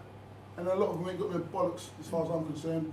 You know, to me, I would die for Norman, die for this man here. I've got family that I'll step out for. But if they call me, I'm there. I might be cursing, but I'm there. You're always cursing, And the Richard. difference, He's always cursing. The difference is that there's not a lot of people in this world that would go to prison for 25 years and sit down and be happy about it. Yeah, sure, yeah. And that's where I'm coming from. I'm proper, hardcore. I don't flash it about and I don't mix my words with anybody, but everybody Well, knows your where they stand. family alone, you've got a legendary Oscar Angus, Aylesbury's first professional boxer. I think he was first Aylesbury professional boxer. Boxed all the big middleweights in the country. An absolute legend. Michael, I was at school with you. He went down to karate. Yeah. So I think, and now he's him and your brother Nathan. Yeah, Nathan, professional boxer. Top guys in Aylesbury, looking after the train like a pro. That's it, yeah. But that between us all was that, that's what we all grew up with. That's And right, yeah. everyone was at some kind of martial art or boxing or something, wasn't they? You know. What? What? But you know What's going on What's here? he doing? What's he at? Is he nicking the show again? But you know, Cheating again. you know, He cheats himself at ball. Look. but you know what it's like growing up and being who we were. There's a lot of idiots out there that would ride on your shirt tail, ride on Norman's shirt tail because they know the name. Do you know what I mean? But not one of them would really step out. And when you're talking about all the violence that we've been through, all the crap that we've been through growing up, we come from a school of hard knocks. And when I mean hard knocks, it was hard growing up, wasn't it? But Norman was a worry for me personally, Mm. and because Norman, as much as I love him, he could be a loose cannon for his bravery. Yeah. And whenever I had Norman on the firm, I would either put him right at the front, just to be nice to everyone as they came in, because if Norman was backed off and he saw something, he would go rushing forward. Yeah. If he was there to greet people, he could greet people nicely. Yeah. And I would have the right people then watching Norman from behind, Yeah. and then pull Norman back, because if Norman got loose, Yeah. he would take in whatever was in front of him. Exactly. And that was always my worry. And Norman's bravery was my worry, because he, like most people, like yourself, Richard, you're always looking for the pocket, the side jacket, the gang going in. Yeah. Norman don't give a shit about that. Yeah. He would just go, and there'd be arms coming off, limbs going, legs going everywhere. But others would be watching, thinking, I can do that, and then next week they go and get themselves stabbed up. I think we or all shot. stopped each other from doing something we shouldn't be doing. Yeah. But that is the madness of my brother Norman. Is he? But he had the capability. I've seen Norman take knives off people, give them a slap, and say, "You stupid boy! What do you think? You're going to hurt someone with that?" And give it back to him and said, "Take that home and put it back in your kitchen and behave." And Norman would pay for the bloody taxi when they get home, and they'd be crying, going, "Norman's such a lovely bloke." And he's pulled a knife out, and that is the character of Norman. But that I never ever wanted to see. But Norman seemed to always be able to. But you know about guns, Norm. You know about the dangers and the elements and how quick. Because we've all seen, we've lost good friends, we've lost good colleagues and friends, and our family have been taken down within a second. But most of them have been taken out without even knowing about it. That's the worrying thing. But that was always my worry, and everyone always wanted Norman beside them. I always had to have Norman positioned in the right place. And tune Norman. I'll be driving along going, Norm, just smile. Be nice. Just be friendly. Be nice today. Just greet him. Be nice to him. And to see Norman's presence there, and as long as Norman's getting loads of people saying nice things, it would always be all right. Yeah. But if he's at the back and he's watching an argument, and that argument starts getting, Norman will be watching, and then once he comes forward, that's when, oh, Alfie, get out, Norman's kicking off. And next week it'll be like 6 or 8 people lying on the bloody floor. I looked up to Norman for so many years, and I looked up to everything about his fights. I love the fact he'll fight 4 or 5 men on his own, because to me, anyone that gangs up on one man, 4 or 5 men ganging up on one, that's cowardly. I prefer 4 or 5 against you. Yeah. That's I used to beat them that's as the well. brave. Yeah, that's what I used to do. I'll tell you another. You was always unfair, Norm, you was. Very unfair. That's what I used to Yeah. love. I must have been mad 4 or or 5 wild or men something, with weapons you know what I mean? attacking him, and he'd fight them. And You know what I mean? well, I remember one of the stories I remember hearing. I wasn't there, but it just happened. Was that 4 doormen came down from somewhere to get Norman. They turned up with a load of hockey sticks. Norman didn't have any weapons, and they've attacked him. And I remember I spoke to Norman. As they were hitting with the hockey sticks, he put his arm up, thinking the hockey stick was going to break on his arm. Yeah. He literally thought he was that strong. When you feel invincible, you I feel used to think I invincible. was bullet. I used to think bulletproof. if someone would shoot, well, I've been shot by him, I've been shot by people before. I've still got the lead in my body, I promise. I had to go down the hospital like they said, you've been shot before. Not even that stopped you, though, did it? No, the point is, I used to think I was bulletproof. I used to think like the bullets would bounce off me. It wasn't until years later I found I've got lead all over my body. I handcuffed him to a swing once, and when we was kids, to try and slow him down, I conned him. Yeah. I thought, this is it, I'm going to have him proper this time. Yeah. Handcuffed him to a swing, went up the stairs and got the rifle. I thought I'm going to have a few pucks and just get him to blinky cry out or something. Yeah. Then I looked at all I saw was the handcuff going like that, with no body there. Next week the doors were You being know what smashed. he'd done once? It's I hate that. When I was about 14, you was about 16. Just And it was testosterone. only 18 months between us, like. And Alfie was known, he was an animal, like. And because I was a bit bigger and stronger than him, like, I said, we'll fucking take this down the bottom with the gloves, didn't we? Yeah. And he didn't like it because I was throwing the challenge, like, you know what I mean? But I can remember jumping on him once because I was heavier than him, like, and putting him down for 4 hours until my dad got home. And the dog had fucking rebel had attacked you and Dog bit bit all in his face. the face, yeah. Bit all his face. Every time we had a fight, the dog would attack him for He something. knew if I got up, Yeah. he knew not to be in the same room. Yeah. It was like that. Yeah. But I had to be pushed and What pushed and happened pushed. this day, he won't admit it, like. But we was at the top, I said, we'll take it down the orchard, like, the big house, 216 Wendover Road. We went walking down there, like, he'd picked a bar up or a fucking big lump of wood, 4x4, and I see him coming running down, and I was trying to jump this gate, and I run up so fast with this gate, like, that I couldn't jump it. He broke my fucking hands, didn't he? Broke my hands with it, so I couldn't fight him. You know what I mean? And I'm on the market the next day, fucking silly bastard. I don't know if they're broken or what. I used to think I was bulletproof. We were too Trying wild. to That's fill the it. veg, Too wild. trying to fill the fucking potatoes up, and my hands are fucking broken, like, and you're going like this. I don't know if it was the old man or Yeah, we Chrissy didn't Doman. nick my chips anymore. After No, that. I think it was Chrissy Doman said, you better go down the hospital and get your fucking bones sorted out. Your hands are broken, like. I remember the hockey sticks. They broke his arm with a hockey stick. That was the Asian guys. And That's it. Yeah. He carried on fighting. He beat him with one arm. He bit chunks out of the reds, didn't you? I think. Yeah. And we was up Sheffield. I was working with this fella, and a lot of people wouldn't work for me because they knew I used to upset the parents bad, like. And he come to work with a fucking suitcase. And I said, what's in your suitcase? He said, an Uzi. I thought, yeah, fuck off, like. And they used to get closer and closer to the door because I used to go out there and take the stuff off them. It's just my wages. I regret it, like. It's horrible, like. And this team, about 20 of them, like, fucking cars full, just get closer and closer to the doors, like. And I said, we better go out the back exit tonight. I said, because they could fucking, there's too many, like. They were fighters as well, big fuckers as well, like. I said, we better, and we're going out the back exit, like, and he thought a few of the boys were coming around. He's only opened this fucking case up and got a fucking Uzi. I couldn't fucking believe it. I said, well, he said, fuck it. He said, they're going to kill us, aren't they? I said, you can't go fucking pulling fucking Uzis out, like. And after that, there's this country, Wild Country, Southern Country. What's a group called Country something? Big Country. Big Country, that was it, yeah, Big Country. Canadian group, weren't they? Big Country, Huge, yeah. huge band. Yeah, they were good. And fucking, it could be like that. Someone could just pull a The Uzi problem out. is insecurity, which a lot of people don't realise, is one from our aspect is you've got to think on your feet all the time. You want to be nice to everyone. Yeah. You want to make people feel welcome. But at the same time, you never know where it's going to come from nor Yeah, where. yeah. And you're constantly, and when you hear a story like, oh, that big old doorman, just give him a belt.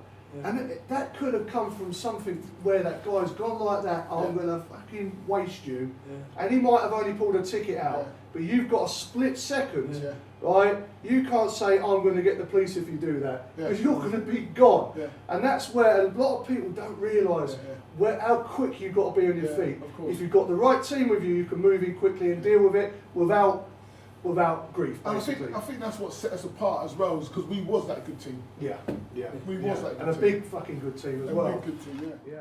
Fucking How hell, you many get a phone raves call. did we do? 33 parties altogether, Norm. That was just Sunrise.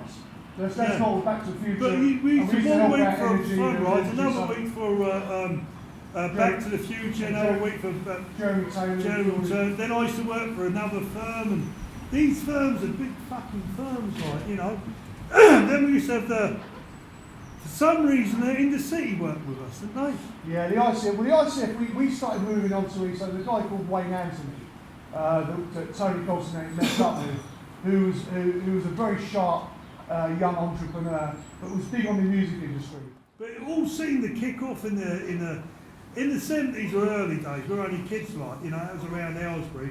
Straight after Aylesbury was Milton Keynes. Straight after Milton Keynes, it's the whole of the country. Well, Everywhere. once we got the party involved with the parties, we moved into East London. Then suddenly, once you moved on other people's patch, but the ICF then were getting involved, wanted to be involved with the raves. They wanted to be involved, and they were just, I think, to be honest, they were just starting to come out of that football thuggy element. There was nothing to be made out of They it. were tough. But they were a firm, proper They were a firm. I can and they remember wanted them to be nothing. messed They didn't with. take no shit. They wanted to be messed with, especially on their own patch. And I can remember Alfie saying, stay with the fucking money, like, you know what I mean? Oh well, that was Yeah. was that in, wow, geez, where was that? Greenwich, Greenwich, yeah. where we teamed up with a guy called Andy Swallow, who was one of the big players for the ICF at the time, and they brought about 60 of their guys along. But it was about 800 ravers there. I mean, We used to work for different. Yeah, but but they used to work for us, different teams of security, But different this storming, like. particular night, Norm, Yeah. we had you, a guy called Clinton, so we got the slight, he was a big front man. Oh, do you know, I've got to tell you this. I've got to tell you, this is towards the end, this is when things started. It went from fighting on to shooting, like, everything started going fucking mad. Because people got used to the drugs they would take. I didn't know fuck all, like, I've never dealt with drugs or anything. But what they was doing, they were taking the E's, the fucking ecstasy, the fucking this, that, and they're all smooth on it, like. But then there was money to be earned, like, you know what I mean? So you used to get some fucking cowboy, remember cowboy come in? And fucking, they come in with shooters, like, you know what I mean? And you doing a raid, there's fucking shooters down there, like. And another place, and fuck it started getting fucking crazy. And we were supposed to do Christmas Eve, we were supposed to do this and Dave's cousin, Neil, he done it by himself with his own little team. What was fucking stupid, like, was that's when you had the dealers in, the big boys, like, that's when the guns started going round. And they phoned us up like, let's get up to London now. There's me, Alfie, I can remember there was fucking Stephen Wilson, bless him, Kevin Wilson, I don't know if Ginger was with us, Mark Marsh. There was a firm of us that they go up there, like, and we went to see Neil, they'd got hold of him, they'd mugged him, fucking took all his money, they'd stripped him naked. Yeah, put him in the back of a van. I think they might have even fucking raped him, you know what I mean? You couldn't tell his face, and Dave was going, I think it was his cousin, but he's saying, that's my fucking brother. What the fuck are we going to do about it? These fucking idiots, they're pissing over us. They're coming into our fucking gas. What the fuck are we going to do about it? And I can remember going out to the boot of the car, like, and Kevin went to put his hand in, what's it there? And he was going, careful, like, he was going to fucking, you might pull a pin off from the fucking grenades. Well, it was in the boot of our car. We were just pulled up. It was like an armoury, but it was for show. It wasn't. I was to make sure. I didn't want them boys out there with bloody John Wayne all over London. But once that boot come out and all that like blink, like bloody gold being shot. I knew then we were in the league. But then, once that word got on the street, but them boys have come down from where we come We down. went to the party, Dave took the party, he kept the boys next to one helping the rest of them. He said, just you, Norman, come in there, like, and give me a tool, a little shoot, and I put it in there, like. And there were still two in there, like, and we got in there, like, and they just fucked off and said, they've gone, they fucking shit, like, you know what I mean? And I think they had to fucking pay a big ransom, didn't they? Because I'm not saying his surname, he was big and fucking. But that cowboy guy was paying it for a long time. He had to pay, I don't know, what sort of money did he have to send? It was I can't remember the absolute figure, top figures, but it was a lot of dough he had to pay in compensation. Yeah. And he was coming out to our club in Kensington with a couple of boys, and they were polite. They come to the door, they met up with Dave. He used to wear a big fucking cowboy hat all the time. Yeah, he'd always be fuckery was. Yeah. While we're talking about the shooters, could we talk about the events to lead up to where you ended up in prison, Norman? Prison, yeah. It's, not a good time of your life, but I think they needed well, to towards what it was, towards the end, fucking, you'd work during the day, like the fucking, you know what I mean? I'll be doing the groups and everything, like. You'd get people fucking shooting at you, all fucking threatening you with guns or blades or what.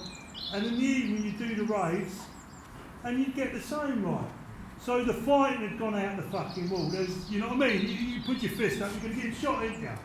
You know what I mean? The beating with a bat or the fucking slicing up or whatever, that was gone.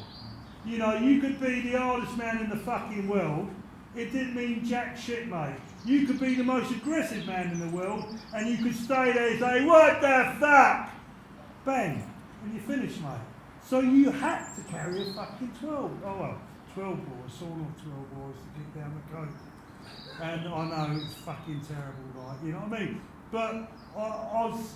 It was you know what I fine. mean? It was fine with firearm. It was getting heavy. You know, you had the fucking people. But when you're carrying, when I've got these guys, initially with the parties, we would have. But they weren't. 180 grand in cash. The cartridges weren't all little ball bearings. This one they got me was a big ball bearing to take limbs off, like.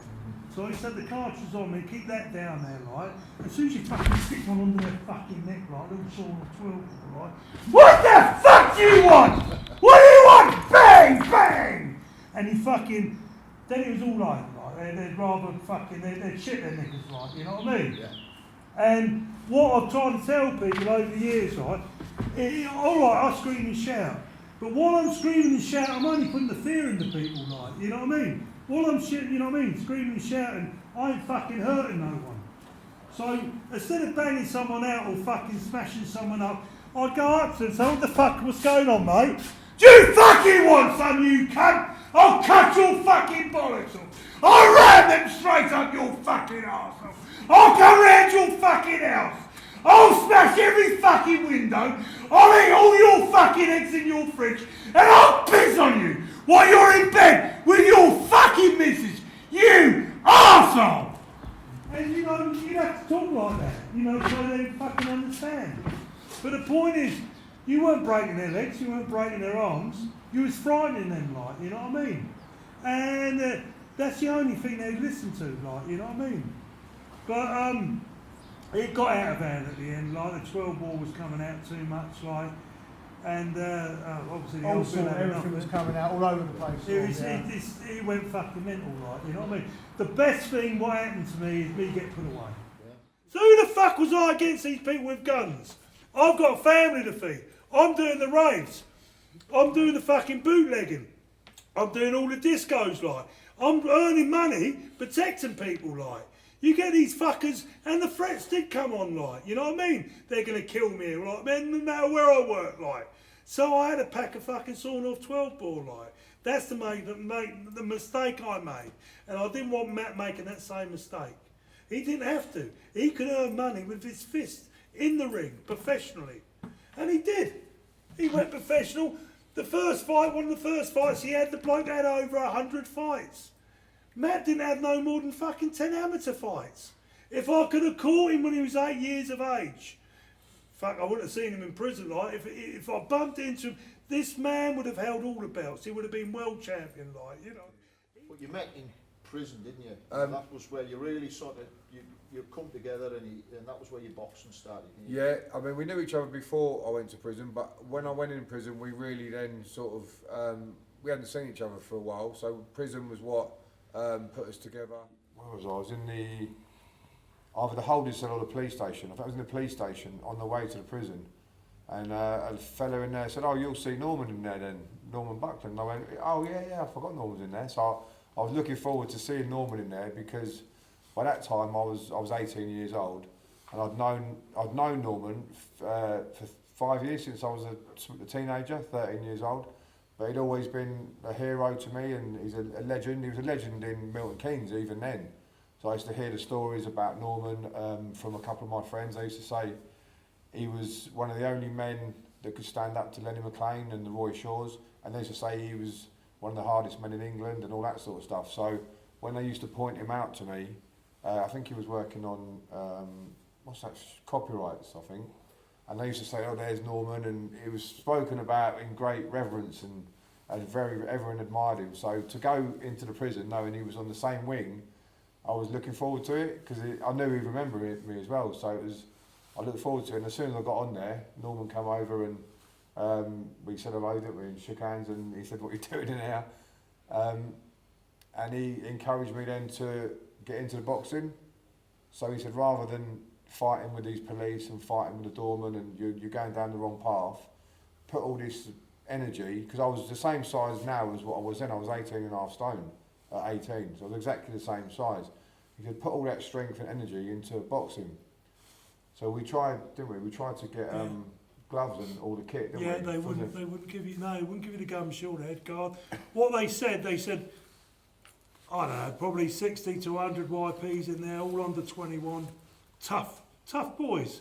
There was a group from Wickham. Yeah. I can remember Squeaky. Yeah. Squeaky. I mean, tough traveller boys there as well, like. Yeah. And when one lot would go out, another lot would come in, like. And there was always fight. There was a lot of bullying. I mean, it was taxing. They used to tax. And there was an attempt on suicide. So they said, "Norman, did you mind, not as a listener, you get listeners all over the prison, can you go in there and just fucking put the kids right?" You know what I mean? Yeah. He said, "Because they're murder, we can't do nothing with them." So I went in there, I think you come after, like. Yeah. I went in there, I walked in the middle of the cell, like, I said, "You lot! Get out your cells! Out your cells, you fucking animals! Get out! This is my wing now. You do what I fucking say. This is my wing. I'm the fucking governor here." And he'd look a bit. "Get down here now. Get you fucking lot. Get down. Line up." I was going, "You fucking lot. I've been told. You're misbehaving." I said, "These screws here can put you in any prison in the fucking world. If they want to send you to prison, you're on remand now. If they want to send you to Scotland, they'll send you to Scotland. If they want to put you in the scrubs, they'll put you in the scrubs. If they want to put you in Brixton, they'll put you in Brixton," like. I said, "You fuck up, you cannot beat the system here. I'm not against you, I'm for you. Listen to me, do it sensibly. Keep your family close." We had some good times, didn't we? Yeah, we did. You used to come up the Agora, we used to train, we used to have a gym up the Agora. Yeah. We used to train up there and the boys used to turn up. That used to be great. We had some good days. And on the YP, I remember, like, because they used to let me go to any wing I wanted to. Because, all right, I was an outfit. Yeah? This is Woodhill, but the woman PO, like, she used to tell me off. They used to go and get her to tell me off. And she used to give me a good telling off and send me to the cell. And it was like a bad boy. I'd love to see her again. I knew she had cancer. All these big blokes and that. Yeah. They used to give me go on, get back in your wing, like. And I was sort of look behind like now. "No, don't look at me. Get back in your wing. Get back." And it was fantastic. It was, you know what I mean. And they used to let me. Didn't the governor write a letter out for you, Norman? No, it was her who wrote the letter. Oh, she wrote the letter. just saying how good you've been with the kid, with the But youngsters. that went against me in prison because they thought like this man's rebelliating, like, you know what I mean? He's a madman outside of prison, but in prison he's calm, you know what I mean? He's finding his feet. And this is what's happened. Like they thought, well, keep him in there, he's rebelliating, and top of that, he's helping everyone out. Like, I mean, I was there for the cons really, like the youngsters and everyone, and I was saying, look, you can't beat the system. I don't care who you are. Anyone in the world, you cannot beat the system. No. You start fucking those screws up and they'll give you a hard time. Like I said, you fuck them up now, you'll be put up in Scotland, you'll be put down in Brixton, you'll be put, you know what I mean? You become pals with one or two of them though, ain't you? Oh yeah, I had respect for them. Yeah. They were doing no different to what I was doing when I was on the doors, like, you know what I mean? You're there, like, and people don't like doormen, people didn't like the screws, but I didn't disrespect them, I respected their job and everything, like, you know what I mean? And I wasn't rude to them, like, yeah. There was a couple, like, what a fucking rude. And there's a couple I had a fight with as well, but they didn't get me nicked, and it was fair play. Well, that's like. it. Once you've put your hands up But to you what meet you're in people there for. like Matt, you know, there was another Gary Summers. Oh, yeah. I trained him up as well. John Stanley, I used to train with him. What a lovely geezer. What a lovely. And some of the travellers, they were true Bobby Frankham, not Bobby Franklin's dad I was away with. And I met Bobby when I come out, bless him. At the Raves, we met Bobby Franklin. Yeah, well, he knocked out the referee, Yeah, didn't he? Well, he he whacked knocked the the referee, ref- didn't he? yeah, He got yeah. banned for boxing, yeah. Bobby yeah. did, yeah. And there was Bobby's family and that, like, yeah, and his old man. And the travellers I used to get on with, like, they were great. Because I used to have tee up, they put me on tee up, I had a fish tank. They give me a pigeon, a screw ball, a pigeon in. I remember you had, A pigeon. yeah. They brought me a pigeon, they said the pigeon, his back's fucked up, right? His spine's, can you do anything with it? The cats are having it, That, like. that's Spring Hill. Was that Spring Hill? I remember, yeah, Spring Hill. And what I'd done, the travellers come up and they used to talk to me. They said, put it in a bath full of water, warm water, and as it swims, it will put its back straight. You know what I mean? Because it can't, you know what I mean? Because they're up straight, aren't they? So I went into one of his huts, running fucking feathers everywhere, shit all over the fucking bathroom. And it was in there swimming around like a little duck, and it fucking got his back right. Then someone give me a bat. Then they give me four. Do you remember the owl? You had an owl, didn't you, as well? I had a fucking owl as well, yeah. Yeah. And oh, this is funny. We called it D-Cat Charlie. One of the screws going, oh, there's a cat down, a kitten, it's bad. It used to live in the tunnels, like. And it had that stuff around its eyes where it couldn't see. What was it now? Conjunctivitis. That's it. And I got it, and the screw's going, don't tell anyone, we told you about that. But if wet tea bags, cold tea bags on its eyes. And its eyes, it fucking started, we called it D-Cat Charlie because I was in a D-Cat prison. And I put a collar on it, like, and we had this screw what didn't agree with everything. Like, you had the wrong ones, but he was all right. But he said, Norman, he said, your cat, like, you've got to get rid of it. You can't have it in prison, like. I said, well, how do you know it's my cat? He says, because every time I try and catch it, it goes and runs onto your bed. And it's friends with your pigeon as well, like. Friends with the pigeon. And he said, what's that bat doing in the cell? And the 4 finches, like. 4 finches, green finches, and a couple of lynches as well, I think. Oh, newts as well. Oh, fucking hell, what I didn't have there. So like. the aquarium and zoo. They called me the animal, Yeah. Birdman from fucking Birdman Woodhill Spring Prison. Hill, Yeah. And boys used to pop up and see me. He used to pop in the prison, like, and now and again a few boys used to pop in your cell, like, used to be in your cell, on the hut, like, and they'd pop out. You're not supposed to be. Yeah, we I got know. kicked out, didn't we, Yeah.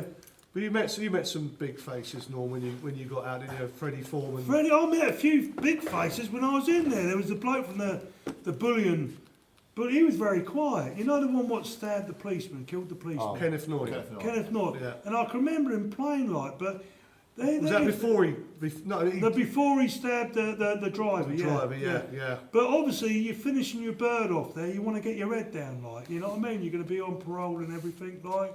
And there were some real big fucking faces. But I couldn't help it. I was still wild. I wasn't tame, like, you know what I mean? And I was aggressive, but the screws found out I wasn't aggressive with them, like, you know what I mean? Especially the women's screws. Because when the boys used to have a go at the women, like, I didn't like that, you know what I mean? When they're rude and calling them names and You've got everything. morals, that's why. And I used to go up to them and give them a fucking telling off, like, or slap or something, like. But the girls never used to report them, like, you know what I mean? That was the deal. Let me deal with it, don't get them nicked, because they'll ghost out. What they used to do, the screws used to go into one hut, get one bloke, and ghost him out. Put him in Grendon Underwood overnight in prison like there. Then the next day they'd go to whatever prison they wanted to, like. So the idea was, if I give them a warning, like, or a telling off, or a clip round the ear hole, like, I'd fucking beat people up as well, like. And a few of them at a time, you know what I mean? And it wasn't the fact that I could get away with it, I was doing them a favour, like, you know what I mean? We had a fucking tramp, Spring Hill Prison, come in for fucking Christmas with a trolley and everything. Come on the up, tee up. I give him a bed for the night, didn't I, like, bless him, like, I give him a bed, like. I said, what's up, mate? He said, it's fucking cold out there. He said, all I want is a cup of tea. I said, if you go down to the hut in the morning, you'll get a breakfast, like, the dinner up, like. So he's gone and said, don't take your fucking pram on it. Put a prison fucking uniform on. So I'll give him a fucking shirt and a tie and all that, like. And he's gone down there, like, he's getting on with all the cons of that, like. And the screws go, Norman, you fucker, you can't do this, Norman. You said, you'll get, I said, fucking poor blokes out in the street, like. I said, can't we just keep hold of him? I said, he's a lovely geezer, like. They said he hasn't committed a crime. I said, he's broken into prison, that's bad enough. They said, Norman, pack him, he's got to go, mate, he's got to go. So I said, mate, if you had a good fucking, I said, stay for dinner and tea, then tonight you'll have to go, mate.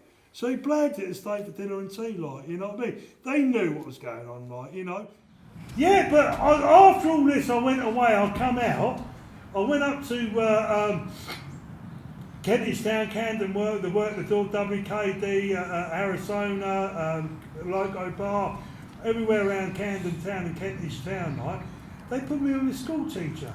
I said, what? He said, well, no, I'll just keep the kids in. Things have changed, you had to have the ticket then, like, you know what I mean? I didn't have a ticket, like, but they used to keep me back in the club, like, you know what I mean? Above, so I can watch everything from and run down there quick when it kicks off. And this is when everyone had to be ticket. No, just as well, like. But in the day, to work at a club or a local pub, you had to be the hardest cunt there, like, you know what I mean? Because no one wants to get in and get their fucking mouth broken by the hard cunt, do they, like, you know what I mean? So you went in there, you had a bit of respect, like, and there was no trouble, like. But they, you know what I mean? I was blind, got nothing against them. They all got a job to do, like, you know. What's your But death threats, well, I didn't make any fucking death threats, like. But it showed me that someone could pick make a phone call and say blah, blah, blah. But I was just surprised, like, you know what I mean?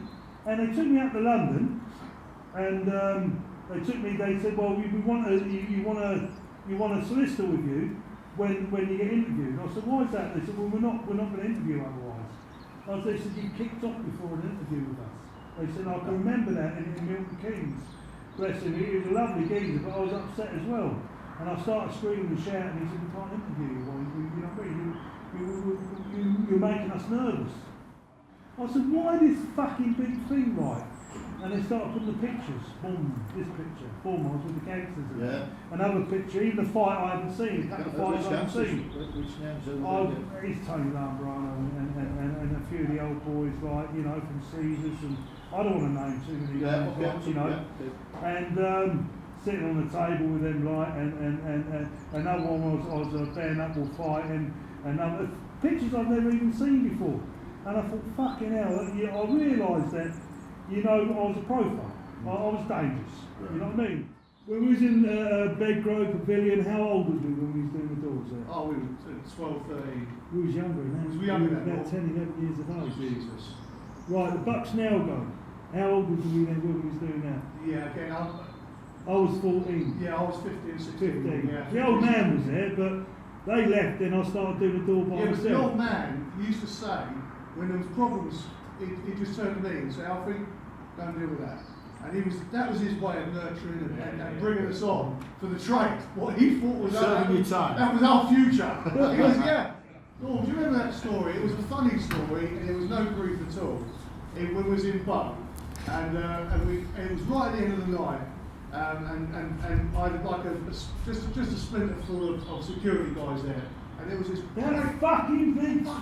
biggest geezer I've ever seen in the fucking life. Biggest black guy I've ever seen. He was nutted. He was absolutely on something. I don't know what he was on. You couldn't shift him. You'd have to take fucking half a dozen people to shift him out. He had his gloves on, his leather gloves on, and he kept doing this, and he was Just and he had these two, Just he had these two like South American guys looking at it, and it was an odd scenario. They want party goers, but it turns out in the end I found out what he actually was the head doorman at the Browns in West End, but he was acting up. He was going like, "This is my manor, my gap." But he was falling on his mates and crushing them, like, you know what I mean? His shoulders come up, I thought, fucking, what are we going to do there, like? Kevin Wilson went around the back of the bottle, was going to hit him over. Well, yeah, but the thing was, all the securities were still. Stephen Wilson. They started surrounding him, and he was a right lump, and he kept going, "I'm the man, you're on my patch. I want a cut in all this tonight and all the rest of it." And everyone was just waiting for me to give the word. And it wasn't coming to that. It was a lot of talking going on, and he looked dangerous. And I remember Norman went, "I'm a fucking man!" You fucking want some! You fucking want some! You big fucking ape! You come around, lardy-dardy, thinking you're the big man, thinking you're a fucking big man! You're a cunt! You're a cunt! That's all you are! You want to fucking fight? Healthy? Yeah. And he said, yeah. Take him outside, Norman. Took him outside. How he fucking come. Fucking massive. They reckon he had a BMW. He didn't have a front seat. He sat on the back seat. And his firm come out like, "I was going, I'm going to fucking rip you cunt, like." And I was thinking, how the fuck? Kevin Wilson was behind with a fucking bottle. And I thought, yeah, he's going to need a ladder to jump up there fucking hit the cunt, like. Plus he had this firm behind him. And he had one bloke with no fucking shirt on showing his fucking, kept fucking jumping his fucking, giving it all that. And I thought, fucking. So he come out, I said, "Right, you cunt, you're going to fucking get it." They're all lined up. "You fucking want it?" He said, "Norman, in you come." I said, "Now fuck off." Why didn't you shut the door? Shut the doors. ICF, yeah. ICF, what? I liked them, but they were just too fucking rough. You know what I mean? They do, you know, people would be coming in, the ravers, right? They'd be coming in, right? They'd just be coming in. Even if they fucking looked funny or spoke to them, you'd see them fucking face all over the place. They used to bash them, like. Well, they were getting into the parties, Norman. We were working down on their patch. I think I was doing another rave at the time. Louis from Watford with a White House station. And this fucking thing was mad. That's when they owned White House. And I remember a couple of days later, I was seeing the newspaper, and there he is with the fucking White House. And people, they were taking pictures, weren't they? Well, you know, the next day you'd see us on the fucking news or on the papers and all that, like. And they'll be saying, "No, we've got to keep it discreet. We've got to keep it down." Yeah, this is the classic lot. I'm in Spring Hill prison. Fuck knows, walking along, having a look at the sheds and that. Matt's walked along. "Hello, Norman." I said, "What are you doing in prison?" Yeah. He said, "I've got Kevin Wilson. We've come down to see you." Yeah, we broke into the prison. Oh, We just walked, we I walked was into the trained. prison. I was trained with a good bare knuckle fighter there, John Stanley. Now that man was a lovely geezer. My auntie Reenie died. I had to go. I went to her funeral. Like, all I had was a shirt on. It was a rainy day, cold. And John Stanley come up. Like, he was very respected. There was another one, Danny Rooney. I didn't know Danny Rooney, but this man had a big reputation. Oh, he's the one that fought Amy McGinley. Yeah, he was, you know what I mean? And I'll take my hat off to the man. The man was a good fighter. And John Stanley, like, he was lovely. And he come up and he had money, like, he was a gentleman, like, he come up, he took his coat off, he said, "Listen, we don't want you to get wet, you go to the funeral, like, keep yourself dry." And I can remember the old Bill coming down. They wouldn't come into where we buried Auntie Reenie, but they were looking over the wall, like, and Chrissy and the old man out was going, they're all right. And Danny was saying, "Will they give me a lift back?" Danny Buckland. Oh, my old man, Albie Buckland, like, he was a character, hard as fuck. That's where he gets it from. He was an hard cunt, like, anyone can tell. They still come up to me in the pubs now. Someone come up, an old boy of 60, and said, "Your old man gave me a bit of reputation once, like." He said, "Because we fought 5 people," and this is the God's truth. I know it's true because I know it was about, like, ever so quiet. He said, "I'd done one, he'd done the other 4, but people think we'd done 3 each, like, or 4 each, or whatever, like, you know." And he turned up, he was trying to pull this fucking geezer out, and I said, "It's a bird, isn't it?" And this geezer goes, I'm George, I'm Boy George, I'm Boy George. You fucking Boy George. Well, there was that. It was Boy George, Yeah, it was yeah. Boy George. He come to all the parties, Boy George. I used to do, remember I used to do the, another thing, right, it was all going, I used to go around the casinos with him. This man, Tony Hayter, was fucking fantastic. He could read cards, he could count the cards, he could memorise the cards. He earned his first million before he was 21 years of age. And we used to go in we used to go all over the fucking country. I think I was in the Times magazine. They got me, like, they come and film there, they used to take pictures of him. And I opened the Times magazine up one fucking morning, and there I was, like, with him, like, he had a big fucking wig on, right? And I remember... We've got it coloured sides, the supplement, didn't we? Yeah, the chips, they used to gather all the chips up, and people used to look around in case I might have dropped £100 or £50 or something. And I used to stick all the money down in my clothes. I used to look like Santa Claus, like. And they could, he was unbelievable, and he could put the cards down, I think it's blackjack, and count the cards. Yeah. And he knew what the rest, you know what I mean? And this was going on. Plus, I used to look after the arcades for Mr. Man as well, right, and the Agoras and everything. And I used to work for Tony Hayter as well.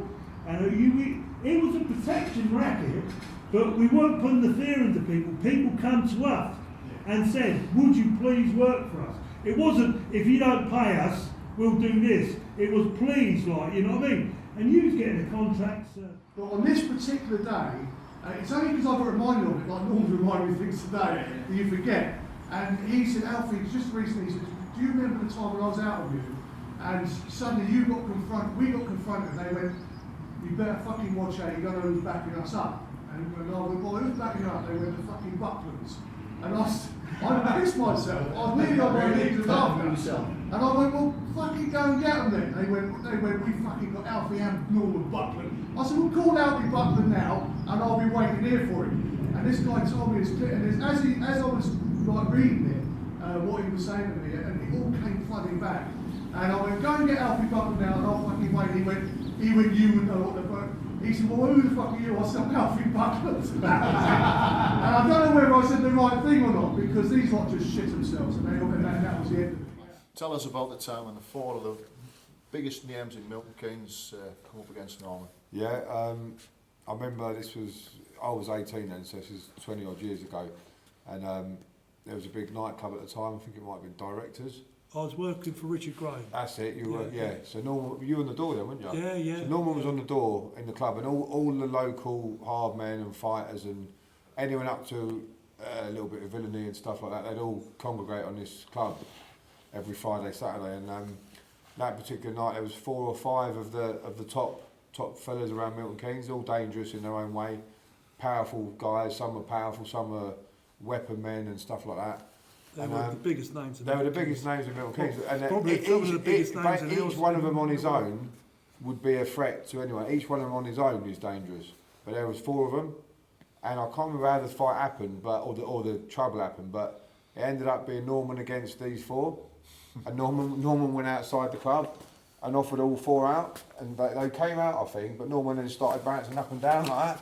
Come on then, and started shouting and I don't know. You've got to have it. You know, it's there. You can't walk away. When you go to work, I have children to feed, and these are animals. These boys could fight 4 or 5 men each. They've been known, especially one. Well, all of them. Yeah, they were strong. All, and they used to be teamed together. Like they didn't like me coming into Milton Keynes. Richard Graham said, "Look, Norman, this is trouble here, mate." And not, Richard. He said, come and sort it, because he knows what I'm like, you know what I mean? But there's a lot of psychology involved in it all, you know. Yeah. I mean, Norman, you can outdo people by just your presence without having to actually perform. We had the Rave scene done. We used to do the groups for Vic Bellamy, like during the day. Tony Ash used to be, I'll tell you what, I'll take my hat off to Tony Ash. One of the best doormen I've seen. He's fucking looked after me. He's a lovely geezer. He used to have a firm from Watford, a firm from Luton. He used to even have a firm from not Manchester, Birmingham. Then the military guys come in. Who was a kickboxer as well? Yeah. SAS and everything. You had the SAS geezers. They all came in, yeah, and they loved it. They loved it because it was their Well, environment. he had the country by the bollocks. I wouldn't go that far on, but it was. But you had we didn't had a fucking team, we had a fucking army. You know? I've got another example of, I've just remembered another example now of Norman taking on, I think this time it was 2 carloads, and it was a load of lads from the Lakes Estate. Do you remember? Yeah, yeah. Garage, I think it was a garage when you're filling up Yeah, petrol. yeah, and I know these lads as well, and they've told me from their side of it as well, and they've said, yeah, that's exactly what happened. I think they had a row, it was Norman on his own again, and there's these either 2 carloads or 1 full car of lads, at least 5, but I'm sure it was 2 carloads. And these are dangerous with weapons as well. They've all got out and had a row with Norman, and they've CS gassed him, but he's just gone through the gas and still attacked them, and they've had to disperse as well. They've had to all get back in the car and disappear. But this is great. He used to talk to me about it. I used to tell him about it. Then a few years later, he got gassed. And he carried on. And that's by the old Bill. I've seen the old Bill gassed himself. But I've seen it gas didn't bother me. No, this is what I was saying it about doesn't bother you. some of the fights. You know what I mean? Some of the fights where I got, like in Brixton where I got gassed there. I was used to the gas. I said I've been gassed once before or twice. I know he gassed me. But the point is you get used to it. That's what made It's you not what about being gassed, it's about winning the fight. So you're blind, you still fight. You got to brag it as well. Yeah. When I get boys into the rings, I said, now this is your ring. I had to test everything on you, Norm. He tested everything, shot me, fucking tear gas. 4x4. Yeah. Oh, he was cruel. I learnt the way Matt learnt off of me. He got in a row with the old Bill, they gassed him, they gassed themselves. And I stood up looking at him on the floor going, what are you on the floor for? He got in trouble in a pub, like, and there was about 4 or 5 of them down the one what Wilson used to use. Oh, you went after them. I think one was my brother-in-law as well. Oh, yeah, he was, yeah. One was a brother-in-law, and he got one by one, like. I got attacked by these blokes one afternoon when I was having a meal with a girl in the pub, and they thought they were clever. 4 of them attacked me from behind, in front of women and kids in the pub, pulled me on the floor and gave me a couple of digs. I got up and then started getting ready to fight them. I was picking ashtrays and stuff up, but there was women and kids, and the women were shouting, stop, stop, stop, and all this. So I left it, I went home and I think I got a sword and stuff like that. And then I got a phone call, don't go down to the pub, there's police there. So I tracked down these 4 fellas, one by one. I got one of them the next day. I bumped into him in the M&W shop, and I smashed him all around the shop. Then I tracked the others down. I got one of them was from Aylesbury, wasn't he? Yeah. He moved back to Aylesbury. He goes, I think he run you for They help. used to come to me all the time, a debt collect. They'd come to me, listen, Matt's at us, Norm, can you help us out? I said, yeah, I'll give you some advice. Pay him. They said, Matt, and they used to, even a phone call from Matt, they used to shit themselves. It's the same with, well, I suppose from around there, Stephen Wilson, like. They'd come to me, I said, Stephen's a mate of mine, I've grown up with Stephen, like, you know. And in Milton Keynes, it was Matt. They used to shit, I said, look, what is it? I said, he's getting paid, you owe this money to certain. I said, just give the money and Matt will get. You can't beat Matt. If Matt's on your case, he used to talk to me for hours. What would you do? What would you? And the way I used to tell him, he used to do. But the point between me and Matt, I used to be fucking mad, like, you know what I mean? He was intelligent. He earns his money the good way now. He's smooth. Matt's always been smooth, Norm. Yeah, he's turned his life into helping people, teaching people to box. Yeah, but he could be direct, but he would think what he was doing. But he was feared. Yeah. People used to come all the time, Norm. I was going, well, how many was there? 4 or 5 of us. I said, you fucker, why'd you take him on? They said we were pissed, like we were on fucking speed or whatever they were on. That was always their excuse. I went to America on holiday. This was a couple of weeks later, and the first thing I thought on the plane on the way back was, as soon as I get back to Britain, I'm getting the last 2 that I haven't got. People say, how many fights? I don't know how many fucking fights I've had. How many times you had your jaw broken? Well, I did once down in Brixton. I had to go to hospital because it was hanging off my fucking face, like. And I do that, yeah. And what happened, because Ginger went forward, they had his fucking chain, over a few, but they knew, he fucking knew what was coming as well, bastard. He knew that he was going to get jumped, like, but he used to think I could go in and take fucking 20 people. But he went down there, he went with their t-shirts, they've had his fucking t-shirt, had his chain off his neck, like. Of course you don't leave a man down, like, I had to go forward, like. Screaming and shouting, I've copped something around the fucking back of the thing, like. That's fucking Jaws, fucking. And it doesn't have to be just about the governor. It's about us. It's about a team. It's about what we've achieved. It's about what we've seen. It's the unbelievable. Sanctuary up the road. You could write a book about that alone. All the raves we had there, all the dogs. But what you've got to do, Yeah. Norman, is look at the future.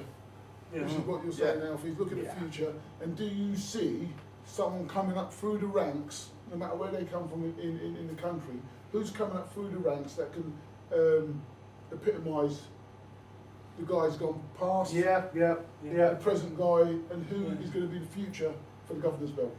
Who do you see coming up through the If ranks? I could just Who's the say next one, if I governor? could just say one thing Is for the there one? camera, yeah. Is there a governor coming up through the ranks? Are you the last of the governors?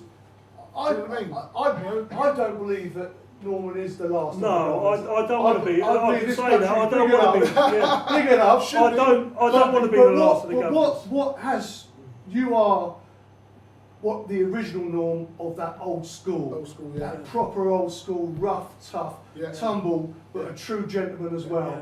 You've got the rough and tough guys out there, but they don't come up to your kneecaps, Norman. Yeah, can I just say, What it is. when they compare, people compare each, like Cliff Fields with Roy Shaw, with Lenny McLean, with me, when they compare them all together, me and all of them will say exactly the same thing, and it's not playing anyone against each other. All of them in their prime, all of them in their fitness, all of them at their strongest, feared no one. That's right. And they would fight and probably beat everyone. Yeah. So you can't say Lenny, because Lenny in his prime was fucking brilliant, shit hot. Roy, you know what I mean? Cliff Fields, me. We were good, and I don't believe we feared anything. We would fight the world. That's right. But by me or them saying that, it's the truth. But by saying like, well, what do you think with you and Roy? That you can't, because they're legends. You can't do that. And I've got too much respect, like. You And know what I people mean? would love to see more clips of Lenny. People love to see more clips of you, Lord. And I can only be here and talk like Richard is now. Yeah. We knew you. I mean, I was born in the same blinking premises as you, Norm. And we grew up, and I've seen you fighting from 8 years of age, Norm. Yeah. And I've seen you take on. And the great thing about you, Norm, the most interesting part of you, is you're the most friendliest guy. And people, I love people. people I love try people to to take pieces. advantage of that. Yeah. And I they don't see make that- threats They either. see that as a Yeah. vulnerability Yeah. because you're so open arms. But then once you see within a second that that person is taking the piss and has become a challenge to you, then it Yeah, changes. but that's the person I don't like. Yeah. I don't want to change into Yeah. that person. I just want to be myself like I am now with my friends. I love being a lovely person. I honestly love everyone like. And I don't want people to upset me and get this horrible cunt, you know what I mean? What's a nasty fucking spot. Oh, don't say that word. But can I say for the camera Yeah. now, Norm? Yeah. I pulled Norman away from where the fighting game towards the end. Okay, not because I feared that Norman would get beaten. It's that I knew that Norman wouldn't stop. He was never going to stop, Yeah. and no one beat him. I'd rather got hit again round the other side, or they took the old fucking jaw off my mouth, like, you know. But one of the silly fuckers done me a favour. He's come up with a tear gas, right, as it's all going off and fucking like a fire extinguisher. This is probably in the 80s. I think it's only just started coming out. I was used to it because you tear gassed me in the caravan once before. Remember that? Then I've got the gallery. Gallery. Yeah, no, you do. It's the only way of slowing him down.